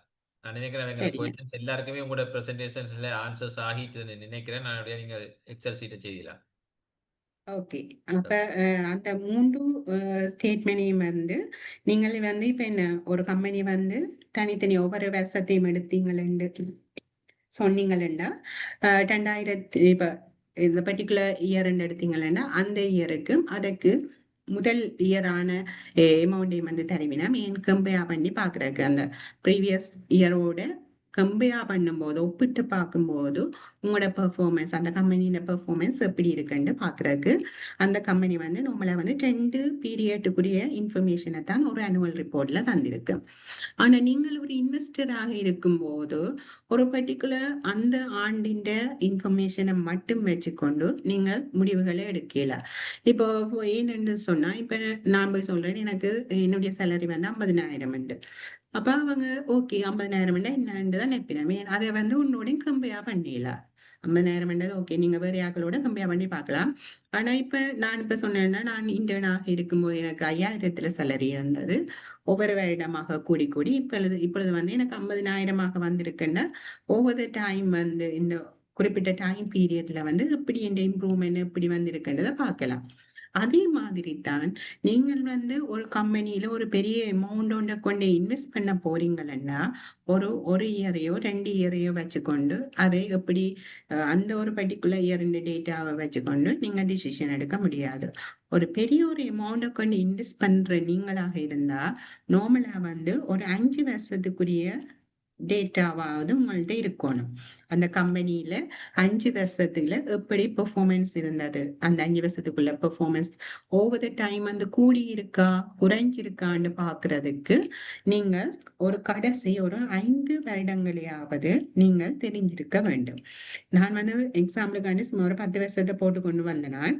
ஆனா நீங்கள் ஒரு லாஸ்ட் 5 இயர்ஸுக்குரிய இன்ஃபர்மேஷனையாவது இப்ப உங்களுக்கு எக்ஸல்ல ஒர்க் பண்ண தெரிஞ்ச ஆக்கள் இல்லாட்டி ஈவன் பெரிய ஆக்களுக்கு உங்களுக்கு இப்ப எக்ஸலோட ஃபெமிலியரான ஆக்கள்ண்டா என்ன ஒவ்வொருக்கான மேனுவல் ரிப்போர்ட்டை பார்த்து செக் பண்றதை விட நீங்கள் ஒரு இப்படி ஒரு ஷீட் ஒன்னுல போட்டு வச்சீங்கன்னா உங்களுக்கு உடனே கம்பேர் பண்றதுக்கு சுகமாக இருக்கு. அப்ப அதுக்கு வந்து நீங்கள் வந்து ஒரு எக்ஸல் சீட்டோ இல்லாட்டி உங்களுக்கு கஷ்டம்னா நீங்கள் ஒரு கொப்பிலையோ எழுதி ஒரு 5 வருஷத்துக்குரிய பெர்ஃபார்மன்ஸ் எப்படி இருக்குன்றதுக்கு 5 வருஷத்துக்குரிய டேட்டாவாவது நீங்க கட்டாயம் எடுக்க வேண்டும். அப்ப இதுல பாத்தீங்கன்னா, இப்ப ஒரு 5 வருஷத்துக்குன்னு பார்த்தோனே, இப்ப வந்து அவைண்ட இது வந்து நான் முதல்ல உங்களுக்கு எக்ஸ்பிளைன் பண்ணினா, டோட்டல் ரெவென்யூன்றது அவைண்ட எவ்வளவு வருமானம் அந்த பர்ட்டிகுலர் டைம் பீரியட்ல எவ்வளவு வருமானம் வந்திருக்குன்னு. அப்ப இப்ப பாத்தீங்கன்னா, அவை ஓவர் த டைம் பீரியட் அவைக்கு கூடி வந்திருக்கு. அதே மாதிரி லாபம் எவ்வளவு வந்திருக்கு, மொத்த லாபங்கள் எவ்வளவு வந்திருக்கு, மற்றது அவையின் செயல்பாட்டு லாபம், செயல்பாட்டு செலவுகளான இந்த ரென்ட்டோ, எலக்ட்ரிசிட்டி பேமெண்ட் அதுகளை கழிச்சு மிச்சமாக இருக்கிற லாபம் எவ்வளவாக இருக்கு, அது எப்படி கூடி இருக்கின்றது. அம் மற்றது ப்ராஃபிட் வந்து டாக்ஸ் பே பண்ணக்கு முதல் எப்படி இருந்தது, டாக்ஸ் பே பண்ண பிறகு உங்களுக்கு வார அமௌண்ட் எவ்வளவு இருக்கு, அதுகள் சம்பந்தமாக நீங்கள் வந்து ஒரு ஆய்வொண்டு கட்டாயம் செய்து பார்க்கணும். அப்ப இப்ப சும்மா ஒரு அப்சல்யூட் அமௌண்ட் இந்த பர்டிகுலர் பெரிய ஒரு அமௌண்ட்டை வச்சுக்கொண்டு டிசிஷன் எடுக்கிறத விட நீங்கள் இன்னும் ஒரு ஒரு கன்வெர்ட் பண்ணி ஒரு கம்பேர் பண்ணி இன்னும் ஒரு கம்பெனியோட கம்பேர் பண்ணி இவர் எப்படி பெர்ஃபார்ம் பண்றாருன்னு பாக்குறதுக்கு ஃபைனான்ஸ்ல வந்து சில ரேஷியோஸை வந்து கால்குலேட் பண்ணி பார்க்கலாம். இப்ப நார்மலா வந்து ஒரு ஆள் வந்து சொல்றாருன்னா, என்னுடைய வருமானம் இப்ப உங்களையே வச்சு கொண்டு சொன்னா, எனக்கு மாத வருமானம் 1000 ரூபாய், நான் அதுல வந்து 100 ரூபாய் சேமிக்கிறேன் ஒரு ஆள் சொல்றார். இன்னும் ஒரு ஆள் சொல்றார், அப்ப 1000 ரூபாவில வந்து அவர் 100 ரூபாவை தான் சேமிக்கிறார். அப்ப நீங்க 1000 வந்து 100 பிரிச்சு பாத்தீங்கன்னா, அவ வந்து ஒரு 10% வந்து சேமிச்சு கொண்டு இருக்கிறார். தன்னுடைய வருமானத்துல 10% சேமிக்கிறார். இன்னும் ஒரு ஆள் சொல்லலாம், எனக்கு 500 ரூபாய் தான் வருமானம், 500 ரூபாய் வருமானம் வருது, நான் அதுல 80 ரூபாய் சேமிக்கிறேன். அப்ப நீங்கள் அமௌண்ட பார்த்துட்டே நினைக்கலாம், ஓகே 100 ரூபாய் சேமிக்கிற ஆள் வந்து பெரிய ஆளா இருக்கலாம், ஏனென்றா அவர் பெரிய அமௌண்ட் வந்து சேமிச்சிருக்கிறாரு. ஆனா இந்த 80 ரூபாய் சேமிக்கிற ஆள் என்ன செய்யறார், அவர் தன்னுடைய 500 ரூபாவில 80 ரூபாய் சேமிச்சிருக்கிறாருண்டா அவர் 16% அவருடைய வருமானத்துல 16% சேமிச்சிருக்கிறார். அப்ப அவர் வந்து இன்னும் நல்ல எஃபிஷியன்டான ஆள். இப்ப நீங்கள் ஏதாவது பணத்தை கொடுத்தீங்கன்னா அவருடைய பெர்ஃபார்மன்ஸ் வந்து கூடவாக இருக்கு மற்ற ஆக்களை விட. அப்ப நீங்கள் இந்த பெரிய இந்த அப்சல்யூட் இந்த முழு இலக்கங்களை வச்சு தீர்மானங்களை எப்படி கண்ணால பார்த்து ஓகே கூடியிருக்கோ குறைஞ்சிருக்கோன்னு பாக்குறத விட அது ஒரு கம்பேர் பண்ணக்கூடிய சில ரேஷியோக்களுக்கு மாத்திட்டு அதில இருந்து பாத்தீங்கன்னா இன்னும் உங்களுக்கு விளங்கக்கூடியதாக இருக்கு. அப்ப இப்ப முதலாவதாக இப்ப ரெவென்யூ வந்து நான் இப்ப பார்த்தோம்னு சொன்னா 5 வருஷத்துக்கு கூடி இருக்கேன். ஆனா எங்களுக்கு தெரிஞ்சிருக்கணும் எவ்வளவு இப்ப உண்மையா எவ்வளவு பெரிய அமௌண்ட் பெரிய பெர்சன்டேஜ் அல்ல போன வருஷத்தோட கம்மியா பண்ணிக்க இந்த வருஷம் பெரிய அமௌண்டால கூடி இருக்கோ குறைஞ்சிருக்கோன்னு பார்க்கணும். அதுக்கு இப்ப நீங்கள் என்ன செய்யலாம்டா, இப்ப நான் 2025ஆம் ஆண்டு இருக்கிறேன்டா அந்த வருஷத்துல எனக்கு எவ்வளவு வருமானம் வந்ததோ இதுல வந்து 317 பில்லியன் வந்திருக்கு. அது வந்து ப்ரீவியஸ் இயர்ல எனக்கு எவ்வளவு அந்த கம்பெனியில வருமானம் வந்தது, இந்த கம்பெனியில 270 பில்லியனு கிட்ட வந்திருக்கு. அதால எடுத்து எவ்வளவு பெர்சன்டேஜால கூடியிருக்குன்னு பாப்பீங்க. அப்ப பாத்தீங்கன்னா 13% கூடியிருக்கு. அந்த கம்பெனி வந்து போன வருஷத்தை விட அவையின் வருமானம் வந்து 13% கூடியிருக்கு. அப்ப நீங்கள் அப்படி அவையின் பழைய கடந்த காலத்திலே எப்படி ஏற்பட்ட அதற்கு முதல் இருக்கிற ஒப்பிட்டு ஒப்பிட்டு முதல் இருக்கிற டைமை விட இந்த டைமில் இவ்வளவு கூடியிருக்கு அப்படி என்று ஓவர் த டைம் பீரியட் பார்க்கலாம். அப்ப இப்ப பாத்தீங்கன்னா இந்த ஜான் ஹில்ஸ் ஹோல்டிங் கம்பெனியில வந்து இப்ப 5 வருஷத்துக்கு எடுப்ப நீங்கள் 5 வருஷம் டேட்டா தான் மெஷர் பண்றீங்கன்னா முதல் 2021ஆம் ஆண்டு ஒரு ரொப் ஒன்று வந்திருக்கு. அவன் ப்ரீவியஸ் டைம் பீரியட்டை விட முந்தைய காலத்தை விட 2020ஆம் ஆண்டை விட 21ஆம் ஆண்டு ஒரு ரொப் ஒன்று வந்திருக்கு. அதற்கு பிறகு அவங்க பிக்கப் பண்ணி நான் இப்ப வந்து அவங்களோட பெர்ஃபார்மன்ஸ் வந்து கூடிக்கொண்டு போகிறது, அது எவ்வளவு பெர்சன்டேஜாலையும் கூடிக்கொண்டு போகுதுன்னு பார்க்கலாம். அப்ப நீங்க இதை பார்க்கல உங்களுக்கு உடனே நீங்கள் ஒரு அனலிஸ்டா ஒரு ஷேர் ஹோல்டரா இருக்கீங்கள உங்களுக்கு தெரியும் இப்படி ஒரு நல்லதாக பெர்ஃபார்ம் பண்ணி கொண்டிருக்க கம்பெனியை இந்த வருஷத்துல வந்து ஃப்ளாப் ஆனதுண்டா இப்ப எல்லாருக்குமே தெரியும் என்ன கோவிட்டுக்கு பிறகு வந்து எங்க கண்ட்ரி வந்து ஒரு ஃபைனான்சியல் கிரைசிஸ் ஒரு டைம் பீரியடை ஃபேஸ் பண்ணி கொண்டு இருந்தது. அதால வந்து நிறைய எல்லா கம்பெனியுமே அதால அடிபட்டது. அப்ப அதால தான் மெயினாக வந்து இப்ப 2021ஆம் ஆண்டு அவையால பெருசாக எதிர்பார்த்த அளவு முதல் வருடத்தை விட கூடிய வருமானத்தை அவைகளுக்கு எடுக்க முடியாமல் போனது. ஆனா அதற்கு பிறகு அவங்க வந்து தங்களோட ரெவென்யூவை கூட்டிக் கொண்டு போயிருக்கிறாங்க. அதை நீங்கள் அவையின் அப்சல்யூட் ஃபிகர்ஸ்ல பாத்தீங்கன்னாலே நாங்க 138 பில்லியன்ல இருந்து 127க்கு குறைஞ்சிருக்கு. பிறகு அதை பிக்கப் பண்ணி கொண்டு பிறகு கூடிக்கொண்டு போகுது. அப்ப நீங்கள் இப்படி ஒரு ரேஷியோ ஒன்றுக்கு மாத்தின பிறகு பார்த்தீங்கன்னா உங்களுக்கு இன்னும் விளங்கும். சும்மா ஒரு அமௌண்ட்ட பார்க்கிறத விட எப்படி க்ரோ ஆகி இருக்கிறதுன்னு பார்க்கிறதுக்கு நீங்கள் வந்து இந்த குரோத் ரேட்ட செய்யலாம். அது என்னென்னு செய்வீங்க? இந்த வருஷத்துல இருக்கிற எவ்வளவு வருமானம், அத வந்து முதல் வருஷத்தால பிரிச்சு -1 அதான் உங்களோட குரோத் ரேட்ன்னு சொல்லுவாங்க. எவ்வளவு வித்தியாசத்தால வந்திருக்கு, எவ்வளவு வித்தியாசம் வந்திருக்கு டிவைடட் பை பிரிப்பீங்க முதல் வருஷத்தான் வருமானத்தை. அதுதான் இந்த குரோத். அதே மாதிரி சேம் இதை வந்து நீங்கள் உங்களோட ப்ராஃபிட்டுகளுக்கும் செய்து கொள்ளலாம். மெயினாக வந்து இன்கம் ஸ்டேட்மெண்ட்ல வந்து நீங்கள் இந்த மொத்த லாபம் எவ்வளவால கூடியிருக்கு, அதில் ஏற்பட்ட மாற்றங்கள், மற்றது ஆப்பரேட்டிங் இன்கம் என்ற இந்த செயற்பாட்டு லாபம் எப்படி இருந்தது, ப்ராஃபிட் பிஃபோர் டேக்ஸ் எப்படி இருந்தது, நெட் ஏர்னிங்ஸ் அதாவது தேறிய லாபம் எப்படி இருந்தது, அதில் ஏற்படுகின்ற மாற்றங்களை நீங்கள் இந்த சேம் இந்த நான் சொன்ன அதே மெத்தட்லேயே மற்ற பீரியட்டுக்கு வந்து செய்யக்கூடியதாக இருக்கும். செய்து நீங்க பார்த்து கொள்வீங்க அவையில ப்ராஃபிட்டில் லாபத்துல மாற்றங்கள் ஏற்பட்டிருக்கா, எப்படியான பெர்சன்டேஜ்ல மாற்றம் ஏற்பட்டிருந்தது. இது நாங்க சொல்றது குரோத் அண்டு. இன்னும் ஒன்று கட்டாயம் செய்ய வேண்டியது வந்து மார்ஜின் உண்டு. கம்பெனிஸும் வந்து அவங்க ஸ்டேட்மெண்ட்ல தந்திருப்பினோம். ஆனா நீங்களே ஒன்று செய்து உங்களுக்கு வந்து வடிவா விளங்கும் அந்த கம்பெனியில எப்படி என்னென்ன மாற்றங்கள் ஏற்படுது, உங்களுக்கு ஃபியூச்சர்ல அப்படியே அந்த கம்பெனி ஹோல்ட் பண்ணி வைக்க போறீங்களா, தொடர்ந்து எப்படி பெர்ஃபார்மன்ஸ் மாற்றம் அடையுதுன்னு நீங்கள் அப்டேட் பண்ணி டிசிஷனை எடுக்கக்கூடியதாக இருக்கும். அப்ப இதுல வந்து அப்ப இந்த மார்ஜின் பாத்தீங்கன்னா இவ்வளவு gross profit மார்ஜின்ன்றது இவ்வளவு மொத்த லாபம் இவ்வளவு பெர்சன்டேஜால வந்திருக்கு. அதை வந்து நாங்க நார்மலா என்னென்னு செய்யறோம், நீங்கள் உங்களுடைய அந்த ஒரு பர்டிகுலர் டைம்ல வந்து இப்ப நாங்க 2025 எடுத்தோம்டா அதுல வந்து உங்களுக்கு எவ்வளவு மொத்த லாபம் வந்திருக்குன்னு பாப்பீங்க. இந்த ஜான் ஹில்ஸ் ஹோல்டிங் கம்பெனிக்கு 63 பில்லியன் வந்திருக்கு. அதை வந்து உங்களோட டாப் லைன் என்று சொல்றது, டாப் லைன் என்னது உங்களோட மெயின் வருமானம் என்னத்தால வந்திருக்கு. அது வந்து இப்போ உங்களோட இந்த லாப நட்ட கணக்குல இருக்கிற இந்த மெயின் லைன் ஐட்டம் தான் அந்த டோட்டல் ரெவென்யூ என்று சொல்ற இந்த இதுதான் உங்களுக்கு மெயின் வருமானத்தை கொண்டு வந்திருக்கு. அப்ப நீங்கள் அதோட தான் கம்பேர் பண்ண போறீங்க. இந்த நம்ம சொன்ன மாதிரி அந்த பிஸ்கெட்டை வித்து வர வருமானம் மாதிரி இந்த கம்பெனியில வந்து 317 பில்லியன் வருமானத்தை வந்து பெற்றிருக்கிறேன். அதுக்கு பிறகு தங்களோட உற்பத்தி செலவை கழிக்க வந்ததான் இந்த gross profit என்ற மொத்த லாபம். அப்ப நாங்கள் வந்து அந்த சேல்ஸ் இல்லாட்டி இந்த ரெவென்யூவோட கம்பேர் பண்ண போறோம். அப்ப என்ன செய்வோம், இந்த gross profitஓ இல்லாட்டி மொத்த லாபத்தை வந்து அவைஇந்த சேல்ஸ் வருமானத்தால பிரிச்சு பாத்தீங்கன்னா எவ்வளவு ப்ராஃபிட், எவ்வளவு பெர்சன்டேஜ். ஒரு 100 ரூபாய் பெறுமதியான ஒரு பொருளை வித்தனண்டா அதுல வந்து இந்த உற்பத்தி செலவு போக மிச்சம் எவ்வளவு எனக்கு ப்ராஃபிட்டாக வந்திருக்கு. அப்ப இதுல பாத்தீங்கன்னா 100 ரூபாய் பெறுமதியான பொருளை விற்கும் போது உற்பத்தி செலவை கழிக்க எனக்கு 20% ரூபாய் லாபம் வந்திருக்கு. அதைத்தான் வந்து இதுல காட்டியிருக்கிறேன். 20 ரூபாய் அந்த கம்பெனிக்கு வந்து லாபம் வந்திருக்கு என்று நாங்கள் அதை செய்து பார்க்கலாம். அப்ப நீங்கள் ஒரு பீரியட்டுக்கு மட்டும் பார்க்காம ஒரு 5 வருஷத்துக்கு பார்ப்பீங்க. அப்ப இதுல பாத்தீங்கன்னா இந்த கம்பெனியில இவ்வளவு ஒரு இம்ப்ரூவ்மெண்ட் நடந்திருக்குன்றதை நீங்களே பார்க்கலாம். இப்ப நான் கூட வருஷத்துக்கு போட்டபடியா பாருங்க. முதல் இந்த 2020க்கு பிறகு இந்த கோவிட்டுக்கு பிறகு அவையின் ப்ராஃபிட்ல வந்து ஒரு டல்லில வந்திருக்கு, ஒரு குறைவும் ஒன்று வந்திருக்கு. ஏன் அவையின் காஸ்டுகள் வந்து கூடியிருக்கு, நிறைய பிரச்சனை இங்கே கண்ட்ரியில நடந்தது. ஆனா அதுக்கு பிறகு அவை ஒரு மாதிரி பிக்கப் பண்ணி இப்ப அவையின் ப்ராஃபிட் மார்ஜின் வந்து கூடிக்கொண்டு பழைய நிலையின்படி வருது. இப்ப நீங்கள் இந்த ஒரு 5 வருஷத்தை பார்த்துட்டு ஓகே கூடிக்கொண்டு வருதுன்னு பாத்தீங்கன்னா, ஆனா அவையின் ஒரு 10 வருஷத்தை பாத்தீங்கன்னா அவையின் ஹை பொட்டன்ஷியல் வந்து பாருங்க 30% கிட்டவும் ப்ராஃபிட் மார்ஜின் இருந்திருக்கு.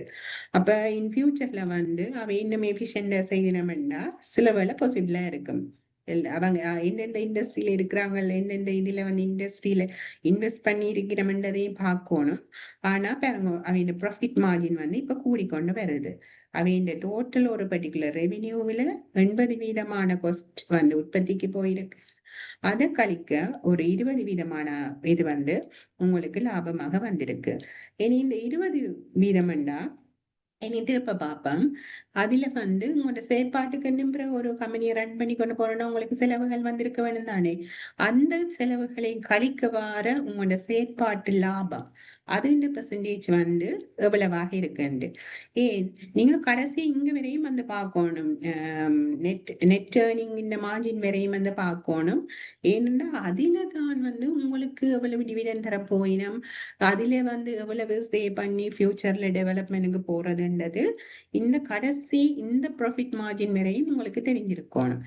அ இப்ப இது வந்து கூடுதலா ஒரு கம்பெனிக்கு வந்து நெகட்டிவாயே தொடர்ந்து வந்து கொண்டிருக்கின்ற நெகட்டிவ்னா என்ன ஒரு அவன் வந்து தொடர்ந்து நட்டமடைஞ்சு கொண்டே இருக்கணும்னா அந்த கம்பெனில போய் நீங்க இன்வெஸ்ட் பண்ணி ஒரு பிரயோசனம் இல்லை. ஏனென்றா லாங் ரன்ல வந்து அவங்க ஏதாவது புதிய ஸ்ட்ராட்டஜியை கொண்டு வந்து ஏதாவது பெரிய ஒரு மாற்றங்களை கொண்டு வந்து தங்களை பிசினஸ் விஸ்தரிச்சு ஒரு ப்ராஃபிட் ஏர்ன் பண்ணினா ஒழிய இல்லாட்டி இப்படி தொடர்ந்தே இந்த நட்டம் அடைஞ்சு கொண்டு வருகிறோம்டா அதுல இன்வெஸ்ட் பண்ணினா அந்த ஷேர் பிரைஸ் வந்து கூடுதலாக குறைவாக ஃபியூச்சர்லயும் வந்து எதிர்காலத்திலேயும் வந்து இன்னும் குறைஞ்சு கொண்டு போறதுக்கு தான் இருக்குமே ஒழிய அப்ப அதுகளை அறிஞ்சு கொள்றதுக்காண்டி நீங்க கடைசியாக வர இந்த நெட் ப்ராஃபிட் மார்ஜின் வரையும் செய்து பார்க்கலாம். அப்ப இதுல பாத்தீங்கன்னா இவன் செயற்பாட்டு லாபம் வந்து இந்த டைம் பீரியட்ல என்னென்ன செய்யறதுன்னா நீங்கள் முதலே செய்த மாதிரி இப்ப 2025ஆம் ஆண்டு எடுத்தீங்களா அதுல அவன் ஆப்ரேட்டிங் ப்ராஃபிட் வந்து 14 பில்லியனாக இருந்தது. அவன் வருமானம் வந்து 317 தான் அவன் டோட்டல் வருமானம். அதுல வந்து எவ்வளவு செயற்பாட்டு லாபமாக வந்திருக்குன்னு பார்க்க போறோம். இப்ப 100 வாங்கின வருமானமாக இருந்தா அதுல எவ்வளவு இப்ப எங்களுக்கு மிஞ்சி போய் இருக்குதுண்டு. அப்ப இதுல பாத்தீங்கன்னா ஒரு 4.5% தான் கடைசியாக வந்திருக்கு.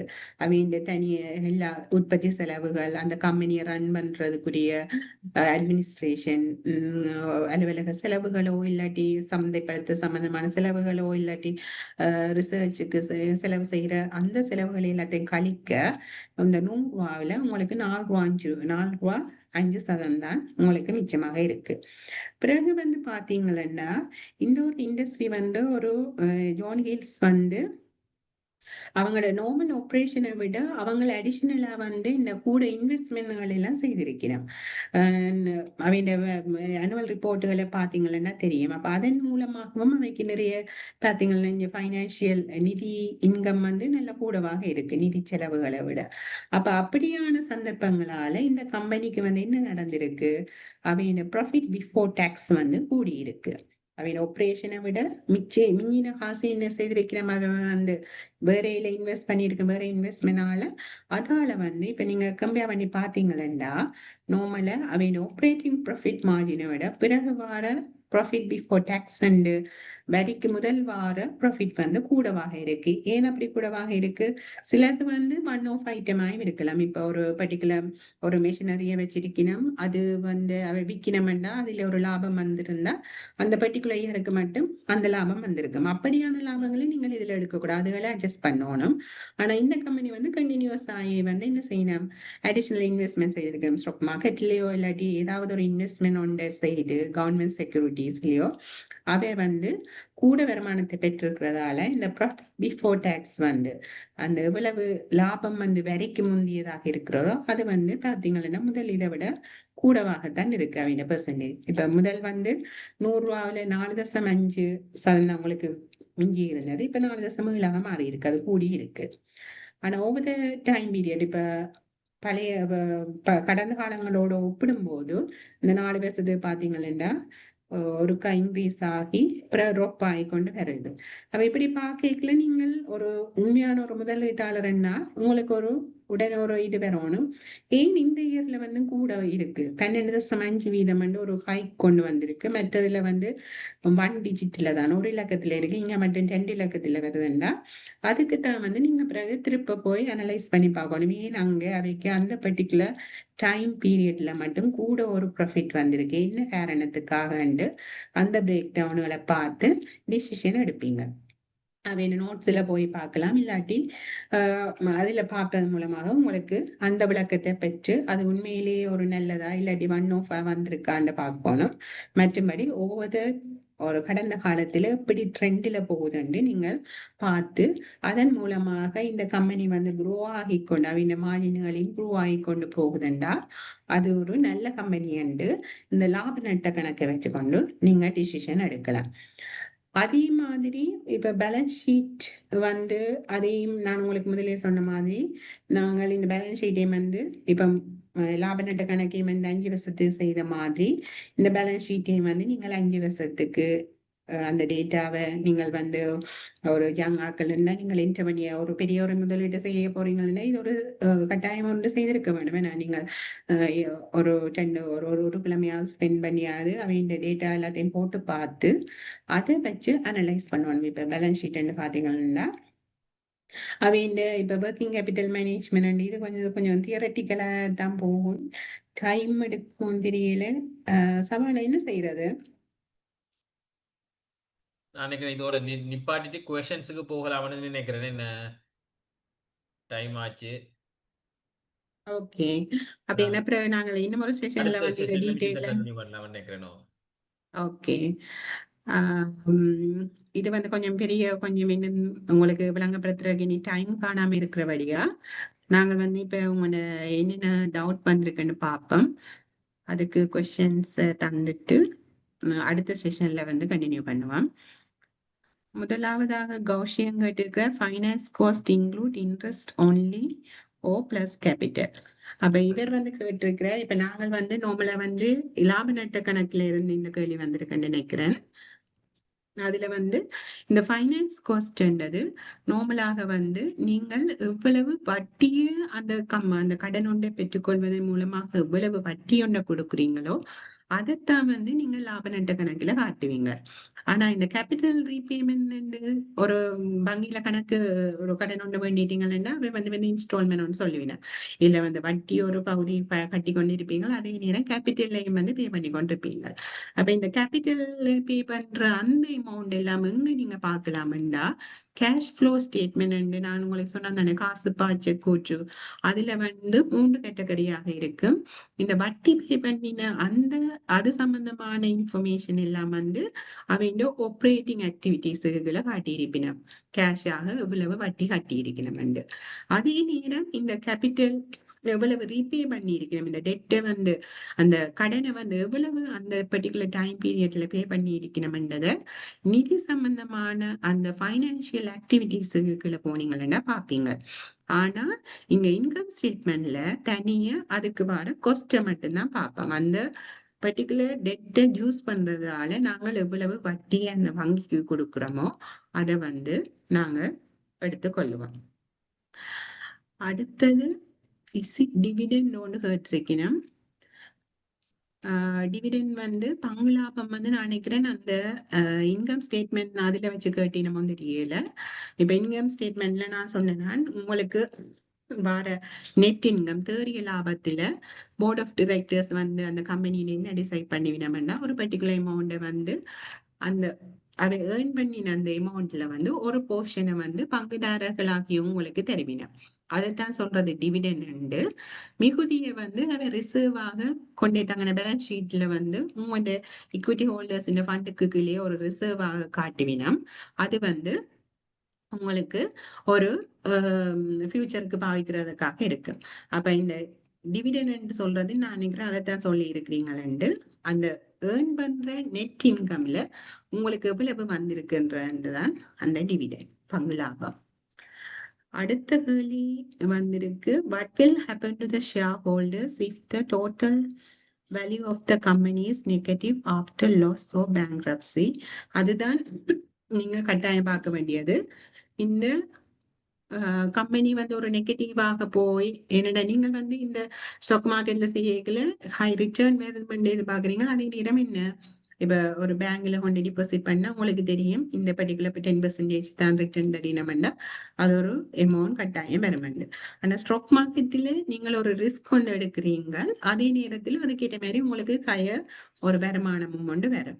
அப்ப இப்படியான பேங்க்ரப்சி சிச்சுவேஷன்னா ஒரு வேர்ஸ்ட் கேஸ் சினாரியோ அதுக்காண்டி தான் உங்களுக்கு சொல்றது நீங்க ஃபைனான்சியல் ஸ்டேட்மெண்ட் கட்டாயம் கோ த்ரூ பண்ணி இருக்கணும். அப்பதான் உங்களுக்கு தெரியும் அந்த கம்பெனியில எவ்வளவு சொத்துக்கள் இருக்கு எவ்வளவு பொறுப்புகள் இருக்கு. அந்த கம்பெனி இப்போ சொல்லுங்க 100 ரூபாய் பெறுமதியான சொத்து வச்சிருக்கணும் ஆனா 95% கடன்ல இருந்ததுண்டா நீங்கள் கொண்டு அந்த கம்பெனியில இன்வெஸ்ட் பண்ணி என்ன பிரயோசனம்? ஏனென்றா ஏதாவது பிரச்சனை வந்ததுன்னா அவங்க அந்த பொறுப்பை தான் கொடுப்பாங்க. அதுக்கு பிறகு நீங்கள் வந்து ஃபைனலா ஒரு ரெசிடுவல் ஷேர் ஹோல்டர்ஸ் என்று சொல்றோம், ஓனர்ஸ் என்று சொல்ற கடைசியாகத்தான் ஷேர் ஹோல்டர்ஸுக்கு பயந்து கொடுப்பின. அப்ப அப்படியான ஒரு ரிஸ்கியான கம்பெனியை வந்து நீங்கள் அவாய்ட் பண்ணினாலே நல்லா. பேங்க்ரப்சி சிச்சுவேஷன்ல வந்து நெகட்டிவா இப்ப ஷேர் ஹோல்டர்ஸுக்கு அந்த வேல்யூ வந்து நெகட்டிவா இருந்தா உங்களுக்கு கடைசியா வராது. நீங்கள் அந்த ரிஸ்கை ஏற்றுக்கொள்ளத்தான் வேணும். அப்ப அதுக்குத்தான் நீங்கள் வந்து ஃபைனான்சியல் ஸ்டேட்மெண்ட் கட்டாயமாக பார்த்து அதன் மூலமாக டிசிஷன் எடுக்கணும். அடுத்து வந்து please explain net profit and gross profit.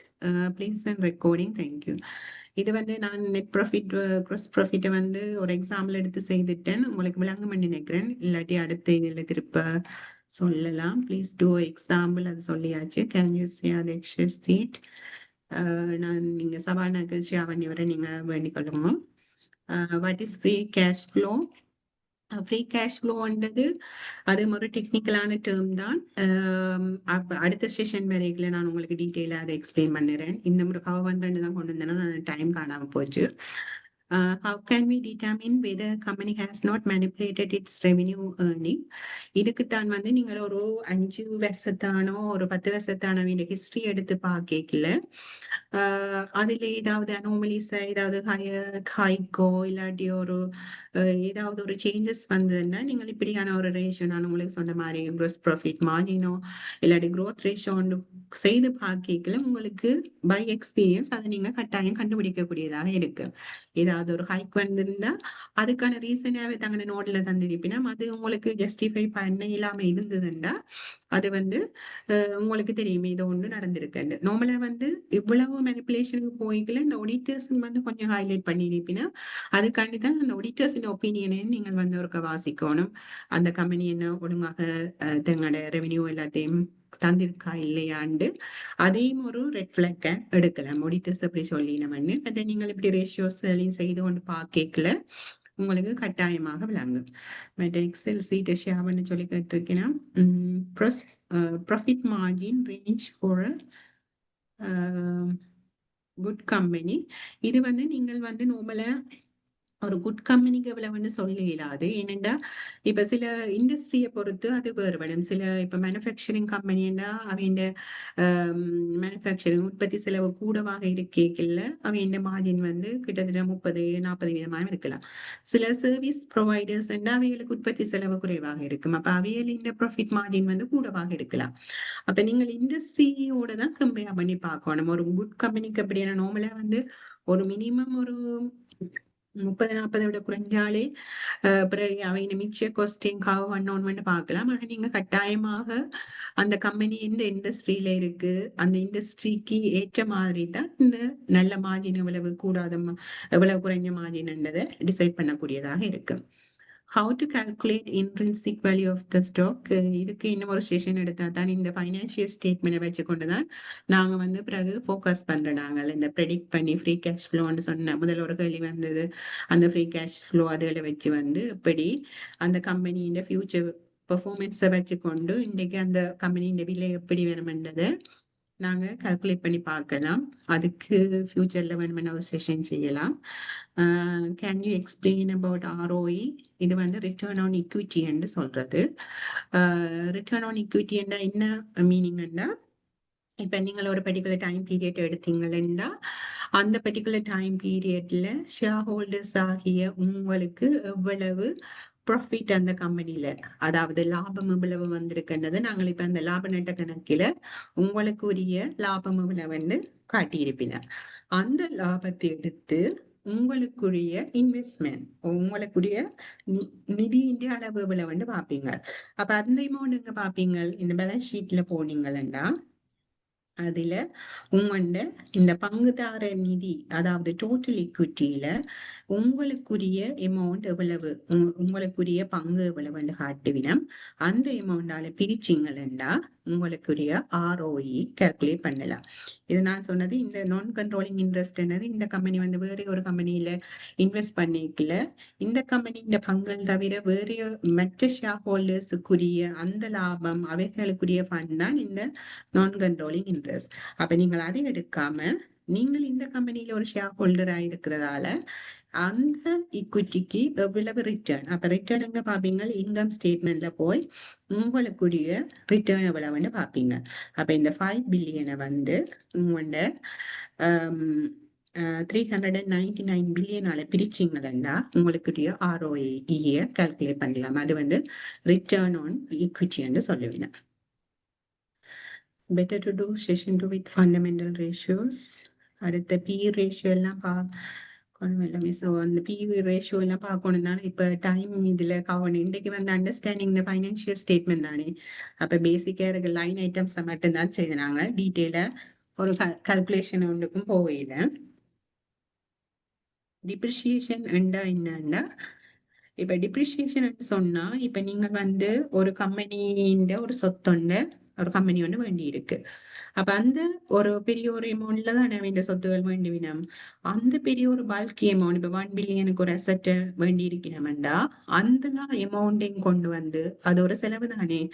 அதை வந்து உங்க இன்கம் ஸ்டேட்மெண்ட்ல லாப நட்ட கணக்குல டோட்டலா கழிச்சு விட்டீங்கன்னா அந்த பர்டிகுலர் இயர்ல அவங்களுக்கு ஒரு பெரிய நட்டமா தான் வரும். ஆனா இந்த பர்டிகுலர் அந்த அசெட்டை வந்து நீங்கள் ஒரு நீண்ட காலத்துக்கு பயன்படுத்த போறீங்க. ஒரு 10 வருஷமோ 20 வருஷமோ பயன்படுத்த போறீங்க.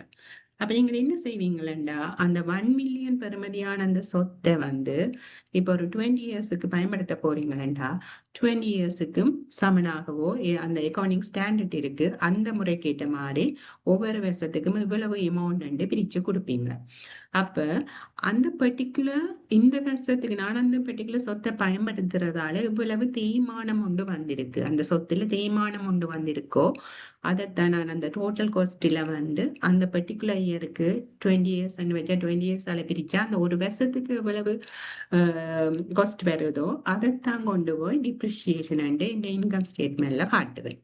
அதுதான் டிப்ரிஷியேஷன் சொல்றது. ஏன்னா நீங்க வந்து டோட்டல் காஸ்டையும் காட்ட மாட்டீங்க அந்த இன்கம் ஸ்டேட்மெண்ட்ல, டோட்டல் காஸ்டையும் காட்ட மாட்டீங்க. ஏன்னா அந்த சொத்து வந்து ஒரு ஃபுல் இயருக்குமே ஒரு நீண்ட காலத்துக்குமே நீங்க பயன்படுத்த போறீங்க. அப்போ ஒரு இயருக்கு காட்டுறதுன்றது ஜஸ்டிஃபை பண்ணிடலாம். அதுக்காண்டித்தான் அவையின் ஆயுட்காலத்தை எடுத்து அந்த வருஷத்துக்கு நீங்கள் பிரிச்சு எவ்வளவு காஸ்ட் வருமென்று ஒரு பகுதியாக உங்க இன்கம் ஸ்டேட்மெண்ட்ல வந்து ஒரு செலவாக காட்டிக்கொண்டு வருவீங்க. அடுத்தது வந்து equity versus liability, அதான் பங்குதாரர் நிதியும் பொறுப்புகளையும் பற்றி இப்ப சொன்னேன் நான். straightly we can see the net income, then why we do it straight away பார்க்கறத விட இப்ப சில வேளை வந்து ஒரு பர்டிகுலர் ஒரு ரெண்டு ஒரு காலத்து ஒரு பர்டிகுலர் டைம்லயோ 10 வருஷத்துலயோ அவங்க நெட் இன்கம் வந்து சில நெட் நெகட்டிவாகவும் இருக்கலாம்.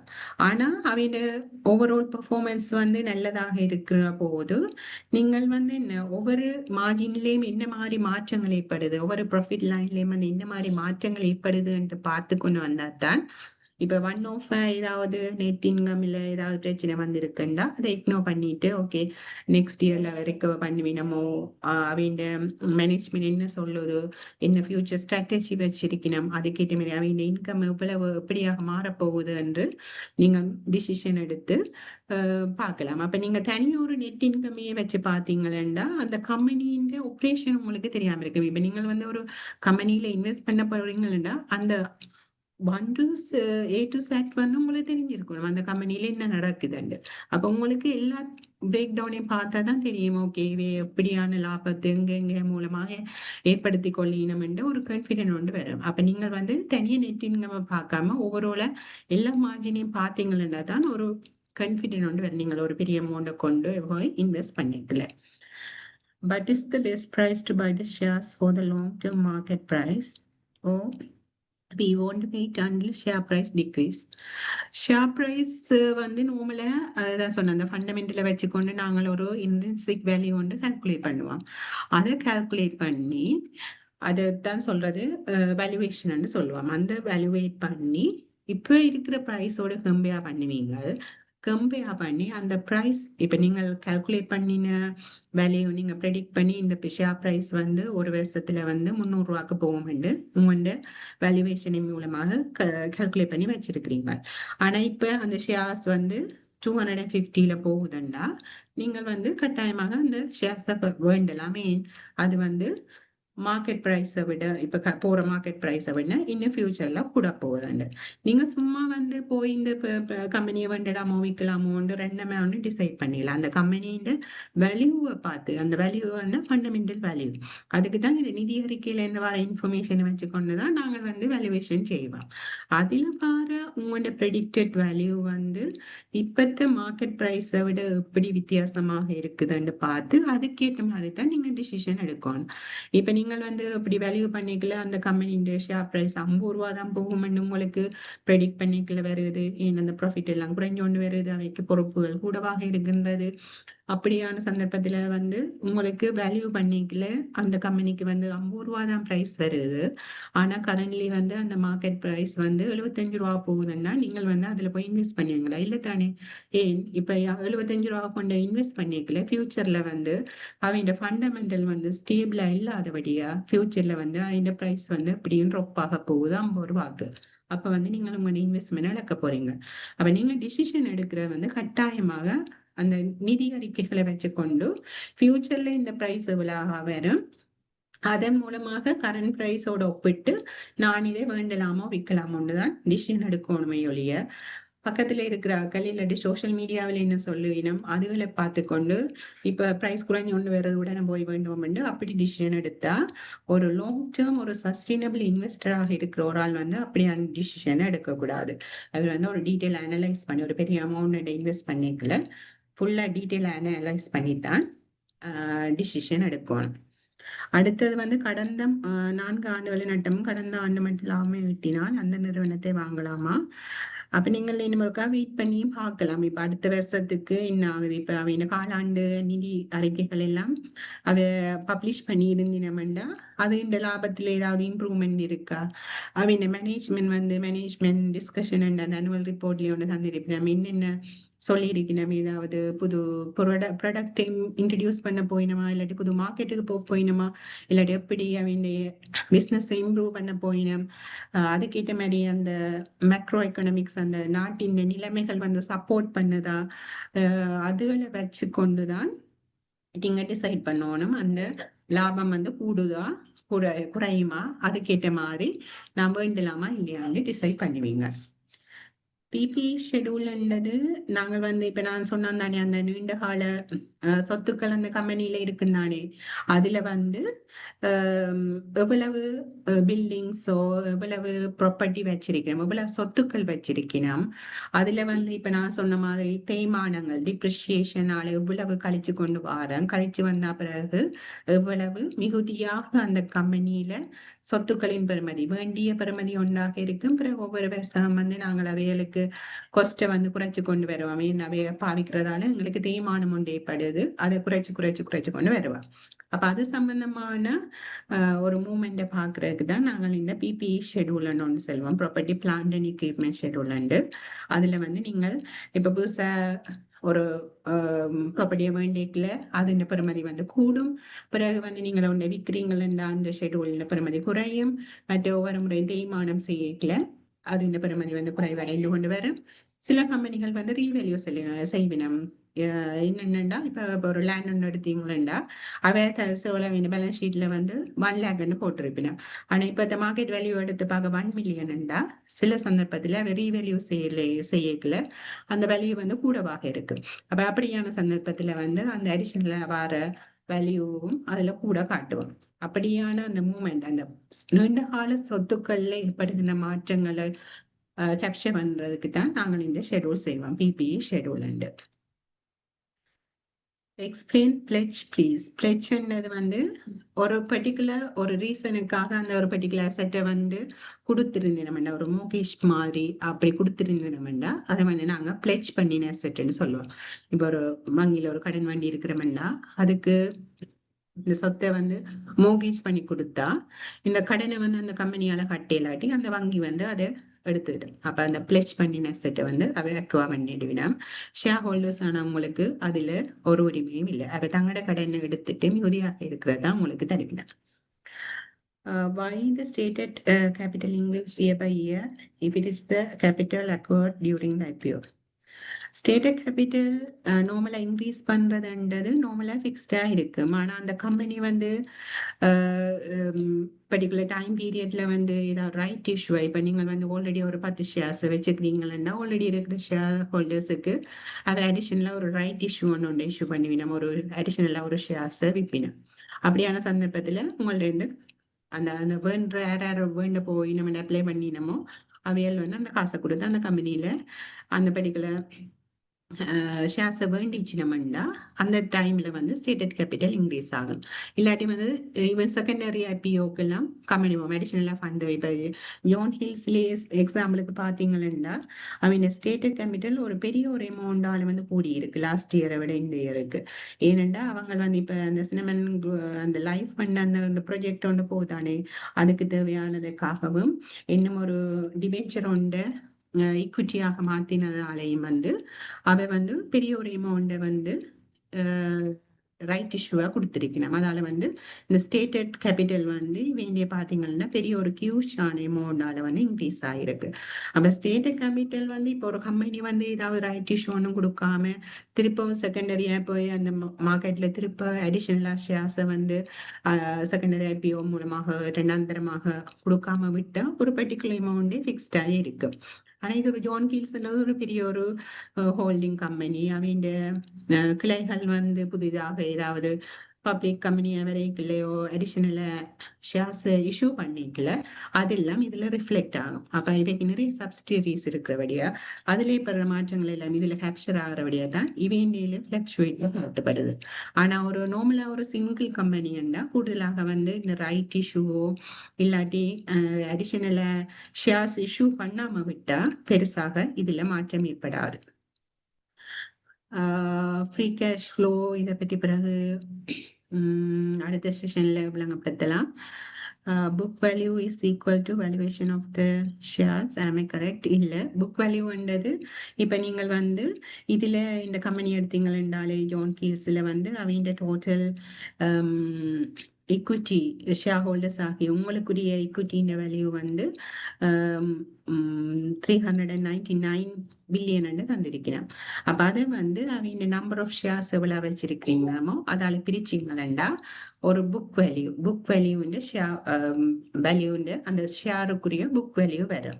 ஆனா நாங்க வேல்யூவேஷன்ல காண்றது வந்து நாங்கள் இன்ட்ரின்சிக் வேல்யூவாக காண்றது வந்து ஃபியூச்சர்ல அந்த கம்பெனியோட பெர்ஃபார்மன்ஸ் எப்படி இருக்க போகுன்றதை வச்சு கொண்டுதான் நாங்க ஃப்ரீ கேஷ் ஃப்ளோ ரைவ் பண்ணி அதுல இருந்துதான் அந்த வேல்யூவை ரைவ் பண்ணுவோம். அப்ப இதுல வர புக் வேல்யூல வர வேல்யூவும் நாங்கள் ஒரு வேல்யூவேஷன் மூலமாக கண்டுகொள்ற அந்த இன்ட்ரின்சிக் வேல்யூவும் வித்தியாசமாக இருக்கு.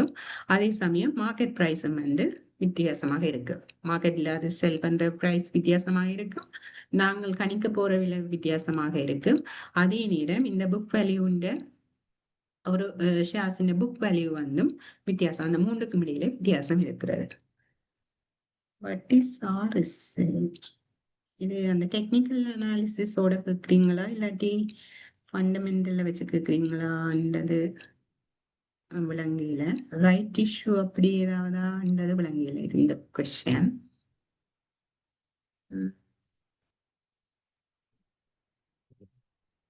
ஓகே, நான் நினைக்கின்றேன் அநேகமான கேள்விகளுக்கு எங்களுடைய வளவாளர் பதில் அளித்திருந்தார்.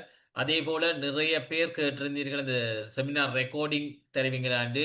நிச்சயமாக நாங்கள் உங்களுக்கு தரக்கூடியதாக இருக்கு, நீங்கள் எங்களோட தொடர்பு கொண்டா. அதே போல நிறைய பேர் இந்த ரேஷியோ அனாலிசிஸ் கேட்டிருந்தீங்க. நாங்கள் அநேகமாக அடுத்த மாதம் இதனுடைய 2ஆம் பாகத்தினை நாங்கள் தொடர்ச்சியாக நடத்தலாம் என்று நினைக்கின்றேன். ஆகவே நேரம் கடந்து விட்டது. அரை மணி நேரத்துக்கு மேல நாங்கள் மேலதிகமாக எடுத்திருக்கின்றோம். அந்த வகையிலே எங்களுக்கு இவ்வளவு நேரம் கிட்டத்தட்ட 2 மணத்தியாலங்கள் எங்களுடன் இணைந்து தன்னுடைய வேலைப்பளுக்களின் மத்தியிலும் எங்களுக்காக தமிழ் மொழி மூலம் இந்த நிகழ்வினை நான் நடாத்துவதற்கு கேட்டபோது எந்த விதமான மறுப்புமின்றி உடனடியாகவே எனக்கு சம்மதத்தை தெரிவித்து உங்களுக்காக இந்த பிரசன்டேஷனை ரெடி பண்ணி இவ்வளவு நேரம் 2 மணத்தியால் எங்களுக்கு தொடர்ச்சியாக இந்த கருத்துரைகளை வழங்கிய திருமதி மிதிலா கௌதம் அவர்களுக்கு எங்களுடைய கொழும்பு பங்கு பரிவர்த்தனை சார்பாகவும் மற்றும் பங்கு பெற்றுள்ளவர்களாகிய உங்கள் சார்பாகவும் மனமார்ந்த நன்றிகளை தெரிவித்துக் கொள்கின்றோம். தொடர்ந்தும் எங்களுடைய வளவாளர் எங்களுக்கு இவ்வாறான நிகழ்ச்சிகளை தொடர்ந்தும் நடாத்த வேண்டும் என்றும் இந்த நேரத்தில் நான் கேட்டுக்கொள்கின்றேன். மீண்டும் ஒரு நிகழ்விலே நாங்கள் உங்களை சந்திப்போம். அதேபோல நான் இந்த உங்களுக்கு சாட் பாக்ஸின் ஊடாக உங்களுக்கு இதனுடைய ஃபீட்பேக் ஃபார்ம் அனுப்பியிருந்தேன். தயவு செய்து உங்களுடைய எதிர்பார்ப்புகள் எவ்வாறு இருக்கின்றன, இந்த கருத்தரங்கில் உங்களுக்கு எவ்வாறு பிரயோசனப்பட்டிருக்கிறது என்பது சம்பந்தமான பின்னூட்டல்களை நீங்கள் எங்களுக்கு தருவீர்களாக இருந்தால், நிச்சயமாக நாங்கள் அடுத்த நிகழ்விலே அடுத்த கருத்தரங்கிலே நாங்கள் உங்களுக்கு ஏற்ற வகையிலே நாங்கள் இந்த கருத்துரைகளை வழங்கக்கூடியதாக இருக்கும். அ அநேகமாக நாங்கள் இந்த செகண்ட் செஷன் வந்து ரேஷியோ கால்குலேஷனோட பங்குச்சந்தையினுடைய கம்பெனிகள் தொடர்பு பட்டதாக நிச்சயமாக நாங்கள் உங்களுக்கு ஏற்ற வகையில் நாங்கள் வடிவமைத்து மீண்டும் அடுத்த மாதம் இந்த நிகழ்வினை நடாத்துவோம். அதேபோல நாளை மறுதினம் 2ஆம் திகதி மார்க்கெட் அனாலிசிஸ் சம்பந்தமான கடந்த மாசத்தினுடைய ஆய்வு அறிக்கை சம்பந்தமாக 2ஆம் தேதி நாங்கள் நிகழ்வினை ஏற்பாடு செய்திருக்கிறோம். அது சம்பந்தமாக உங்களுக்கு மின்னஞ்சல் ஊடாக நாங்கள் அதற்கான தகவல்களை அனுப்பியிருக்கின்றோம். ஆகவே நீங்கள் அதிலும் இணைந்து பயன்பெற்றுக் கொள்ள வேண்டும்.